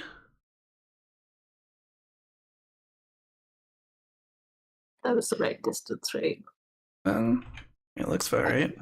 Yeah. Yeah. Okay. Yep, you good. Nice. All right. There we go. That's what I'm gonna do. Sweet. That was eventful. All right, so that's Junior's turn. Mono Anui. Alrighty. So, Mono Nui is... Where is my... Oh my gosh, they changed it. They changed the UI. They do that sometimes. 100 feet. So I think that's too far. Well, let's see. I think that's only 60 feet. Oh, 120-foot line. There we go. That will clip Mako. It will? Yes. So if you want to not hit Mako, you'll need to move up. Alright, Mako. I'm going to move my swim speed, which was, you said halved, right? No, because of the transformation that Dolphine gave you, you have your full land speed as a swim speed. So you can move your full 30 feet. And you can move through your allies' spaces, so you can just move in a straight line to wherever you wish to be within 30 feet.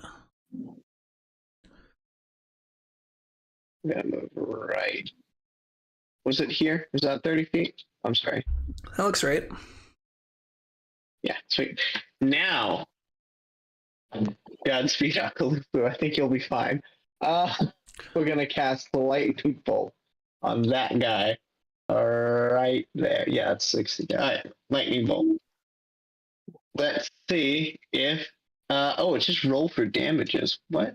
Yeah, because it is a shaped attack, so like cones, area of effect, well, any area of effect, lines, cones, emissions, you don't roll to hit. Instead, there's going to be some sort of a save, usually a reflex save, and then you just roll for damage. Success, failure, critical failure. All right.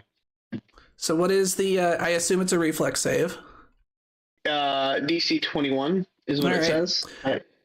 Then I will need a reflex save from you, Mono Anui, from Junior, and from the shark.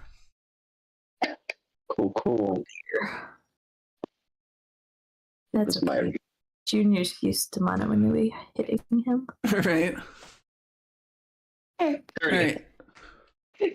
What was your roll? 20, so I don't know if that makes a difference. So that makes it a critical success, which I assume means no damage. Yeah. All right. The shark got a 24, so it's going to, I assume, take half damage. Lightning bolt. That's. I just wanted to see what it did. Thank you. Success takes half damage. Yeah, critical success, no damage. All right, so you critically succeeded, so you will take no damage. The shark succeeded, so it's going to take half damage. What about Junior? What is the damage on this thing? You don't know yet, because it has not been rolled yet. Do I know, like, the general range? Do you want me to tell you? Yeah, let me tell you. Lightning bolt does 4d12 electric damage. Alright, let me use a hero point. No uses ever. Well, I should not have used a hero point. Oh no, not again. Didn't that happen last week? You didn't get a crit fail, did you? I got another crit failure. Oof. Alright, that's gonna hurt. So I got 10. Yeah, so on a critical failure, you're going to take double damage. So go ahead and roll those 4d12 there, Abe. This is why I should never use hero. 17. What did you get? 17. All right, Golly, 17. That's got to be a crappy roll. That's a bad roll. But I mean, that's a good thing right now. Yeah, I mean, all right, so the shark is going to take 4 d12s. All right, so the shark is going to take plus 12 divided by 2. There we go. Shark is going to take 8 damage, and Junior is going to take 34 damage. You'll be fine, kid. Wait, the shark's going to take how much damage? I think I said 12. Let me check. 12? It is going to take 8 damage, sorry. Oh, I thought you said 8. Okay. Yeah. 17 divided by 2, rounded down, 8. Oh, rounded down. Yes, you always round down.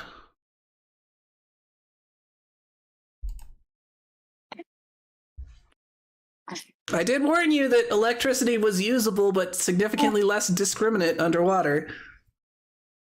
It'll all be good. Yeah, luckily you didn't roll anything too crazy. Could have been much worse. All right, so that's a move action and a spell. I assume that is your 3 actions? That is correct. All right.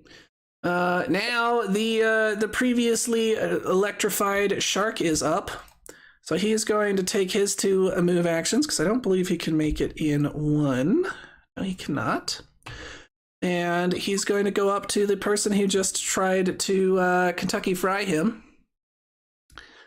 And he's going to try to take a big old chunk out of you.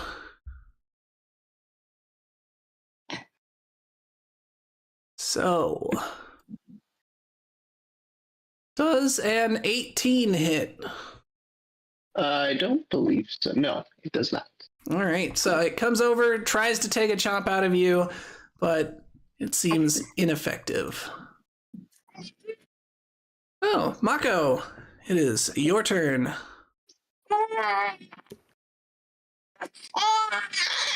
We believe in you, Mako. So let's see. You could throw some of those lightning bottles next to Mono Nui. Yeah, luckily I loaded up on my frost vials. I got rid. Oh, maybe she couldn't hear me. I got rid of all my fire spells, fire bottles, and I loaded up on as many frost vials as I could because I was thinking that would work Smart. well Yeah. underwater. Because I was also concerned about the toaster in the bathtub effect. Yeah. Also, but I'm also concerned just about like throwing a bucket of ice magic underwater. But I do want to point out that I have Bomber. When throwing an alchemical bomb, you can choose to only deal splash damage to your primary target instead of the usual splash area. So I'm hoping that it doesn't like, you know, maybe like if I throw it at this shark that's currently attacking Mono Nui, I'm hoping that, you know, he gets a little cold. Yeah. He gets a little cold, but it's not gonna like mess up her life. Yes, indeed, that is exactly why I gave you Bomber. So you are able to selectively choose where your damage goes. So even if you're throwing into a mess of friendlies, you don't have to worry about damaging them. Okay, and my range is 30 feet, so I think I don't need to move. It's going to be half that. It's going to be half that because you're underwater. Oh, okay. So let's see. I want to do the measure tool. All right, so it is going to be in the second range increment. So if you do not move, it is going to be at a -2.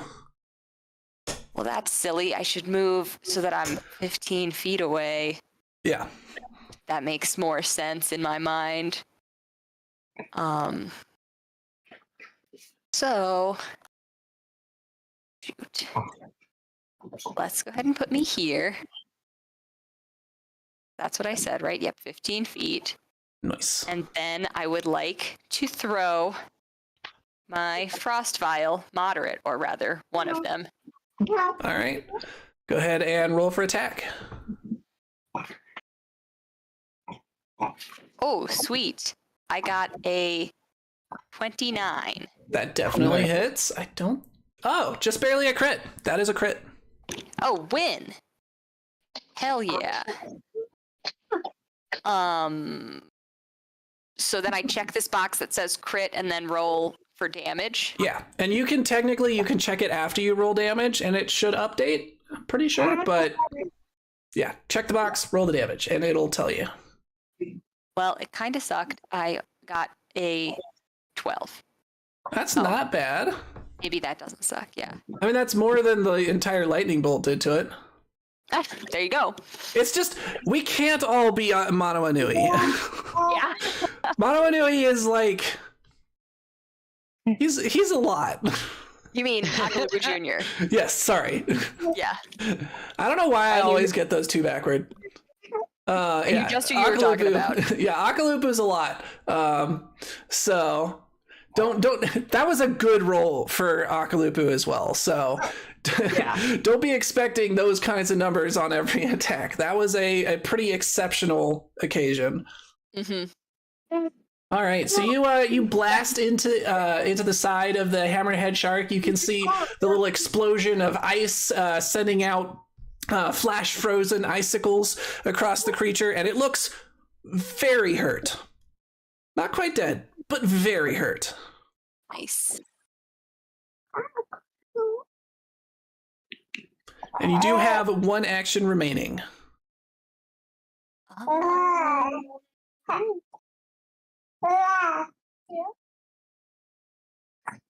don't know. I guess I could do it again. Yeah. Let's see. Also, if you haven't used my bonus yet, there's still time. Oh, right. What is the bonus again? Gives you a plus one. 2, and attack. Oh, darn. I should have done that. Oh, you got a crit as it was, so Like Oh, yeah, I guess that's you succeeded as much as was possible with that attack. So yeah, I guess I'll just do my frost vial again. Alrighty, go ahead and roll attack again. Oh my gosh, I got a 25. Nice, that's pretty good. Add 1. 26. Not a crit this time, but that is definitely a hit. Okay. Oh, and I got a 3. Oof. I don't know how. Should be 2d6 plus 10. I don't know how you got a 3. Oh no. And I closed up at the little box. Let me see if I roll damage. Make sure I'm not misunderstanding here.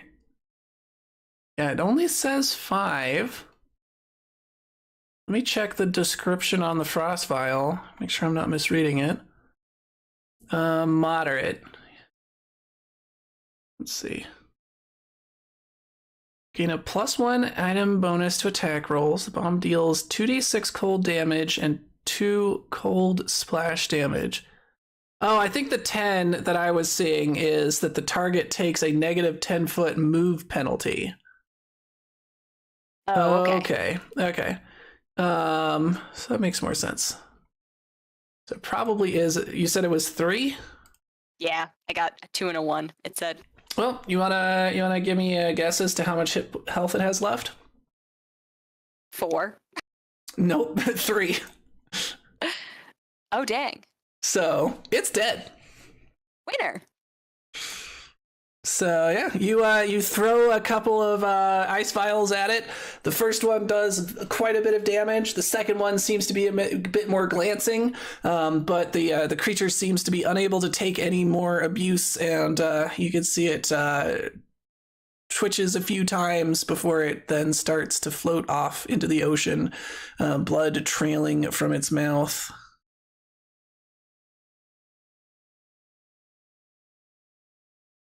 Am I clicking the wrong thing? There we go. Dead. Now it's marked. Sweet. All right. So far, most of the team has had 1 turn equals 1 kill. Some people are not performing quite up to that standard, but I won't give any names out. All right. Burn Bright is actually not there, so I need to remove him from the stage. Go. So next up is the final Hammerhead Shark. It is going to use 2 actions to get up to Junior and try to take a chomp.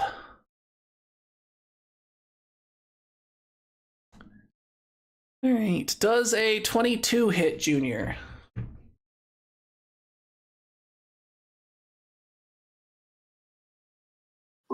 I was muted. Yes, it does. All right. Then it is going to do 12 points of damage.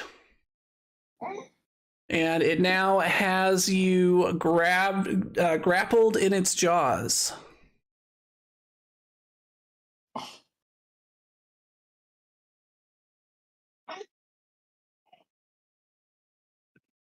Okay.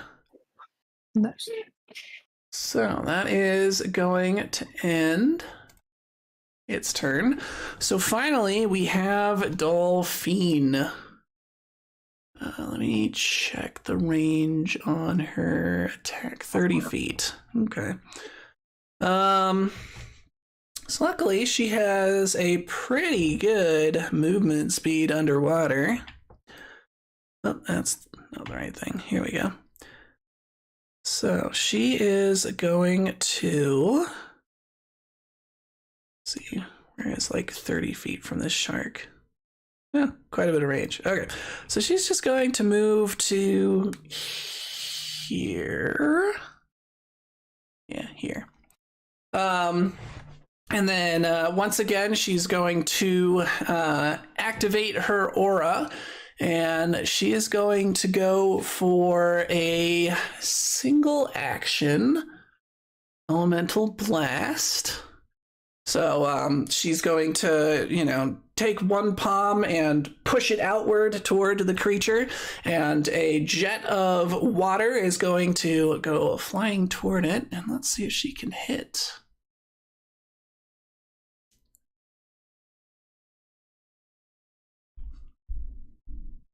Oh, that's definitely going to hit. 20. So she is going to do 11 points of bludgeoning damage to this creature. Let's see. There it is. 11. And then, as an addition, she can move it. How far? Let's see.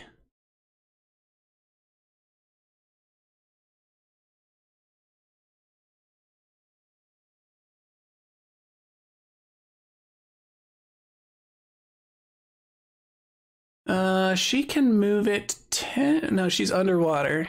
Yeah, so 10 feet in any direction she wants. So she is going to move it. Wasn't quite what she had hoped for, but that'll work. To here. Put it in easier reach for the rest of the group.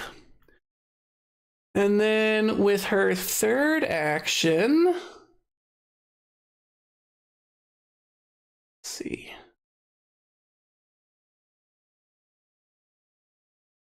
She is going to do a blasting wave. So she's going to make a 30-foot cone. And she's going to aim it so that it does not hit Akalupu or Manawanui, so it's just hitting the shark. Oh wait, no, that's not the ability I thought it was. Never mind, she can't actually use that yet, technically. All right, so she's just going to hit it again with another elemental blast. That is going to be a miss, unfortunately. All right, so that is it for her turn. We now move on to the next round. The shark is dead and cannot take any actions, so Ip, it is back around to you. Okie doke. It's time for some searing light. Oh yeah. In the deep, Make murky a depths of the ranged- ocean. I'm sure that'll be especially Ranged effective. Spell attack. Okay, that is a 17 plus 11 is 28. That'll hit. Not a crit. Dang, okay. It was close, though. And then I do 5d6 fire damage. Unless, is the shark a fiend? Probably not. No, it's not a fiend. I should just do this. I don't have 5d6s, so just gonna slash R. 5d6. 14 damage. Oh, but it's fire damage. No, that's bad. Yeah, I was just looking up the rules to try and figure out exactly how that would affect it. I think because it's technically light, it might work. It says you can't cast fire spells or use actions with the fire trait underwater. Is it technically fire though? If it's light, that's my question. So let me look at the spell. It doesn't say anything about fire except in the damage section. Yeah, exactly. Using Searing Light.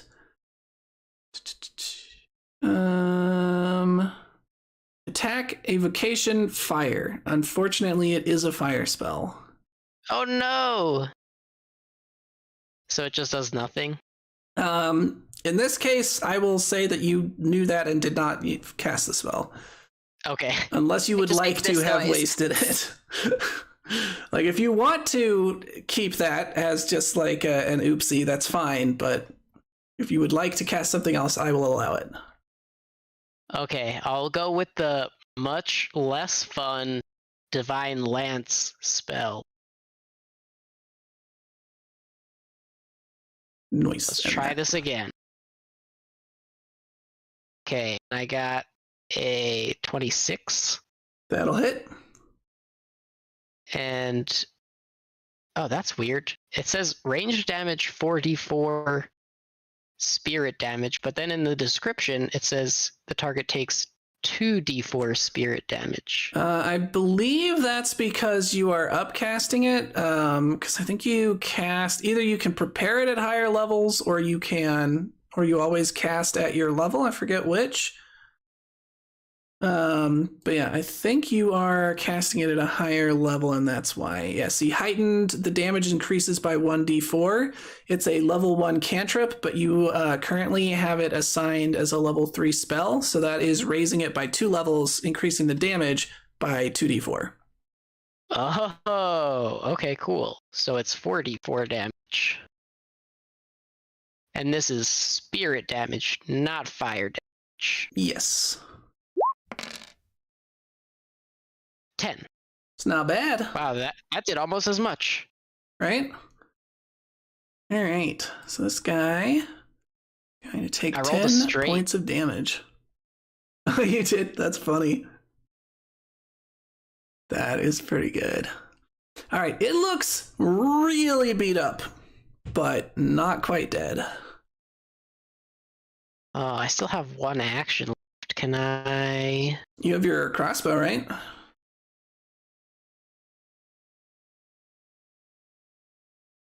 Oh, that is true. I always forget that I have a weapon because I like casting spells so much. Yeah. Your crossbow its range increment is reduced by half, but considering its range increment is 180 feet, I think you'll be fine. Yeah, it's got some power behind it. Let's do that. So is it my second attack roll then, or does the Correct. spell attack roll not count? It does count. So this is your second attack roll.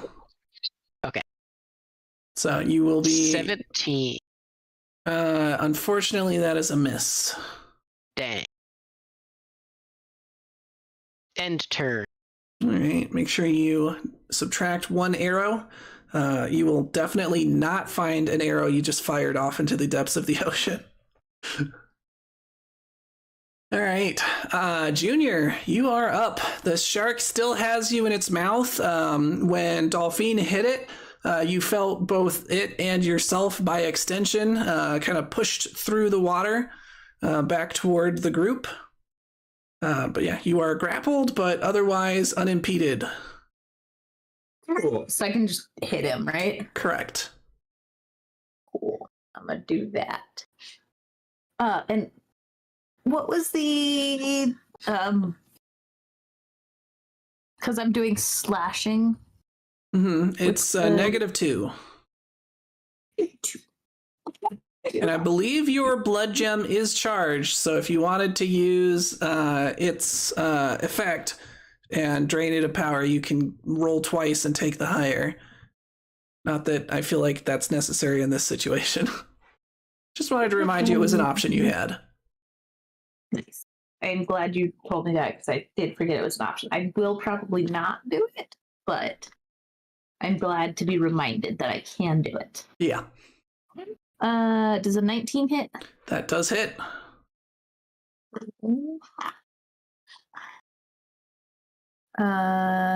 27. It has 2 hit points left. Okay. So you are, it's grabbing you, and you probably yell something and chop its head off. Nice. All right. Well, we've been going for over 2 hours at this point, so I think now is probably a good time to wrap up if there are no complaints. Alrighty. So let's go ahead and wrap up as we always do. And let's start with Junior. What did Junior learn today? Junior learned that after you get some good sleep, it's really fun to, wake up with a little bit of shark killing in the morning. Exactly. All right. Part of waking up is crushing a shark's head between your fists. Crushing shark's head between thighs like sparrow's egg. All right. And next up, what has Manawanui learned? Manawanui learned that Junior may be a better fighter than his father. Yeah, probably. I would say Junior has, in terms of like ability to murder things, surpassed his father. Yes. Insane. But to be fair, that's true of all of you. You are a little bit more powerful than your parents. All right. And next up, what has Ip learned? Ip has been reminded to be afraid of Junior. Yeah, no, especially as a barbarian, like he goes into that rage, and yeah. And also learned that searing light doesn't work underwater. We don't talk about it. Yeah, Sag. You'll get to use it one of these days, don't worry. And last but not least, what has Mako learned? That she was right to prepare so many frost vials. That worked out well, I think. Yeah. Alrighty, well, thank you everyone for joining me. I hope you all had a great game, and I will see you all at the next one.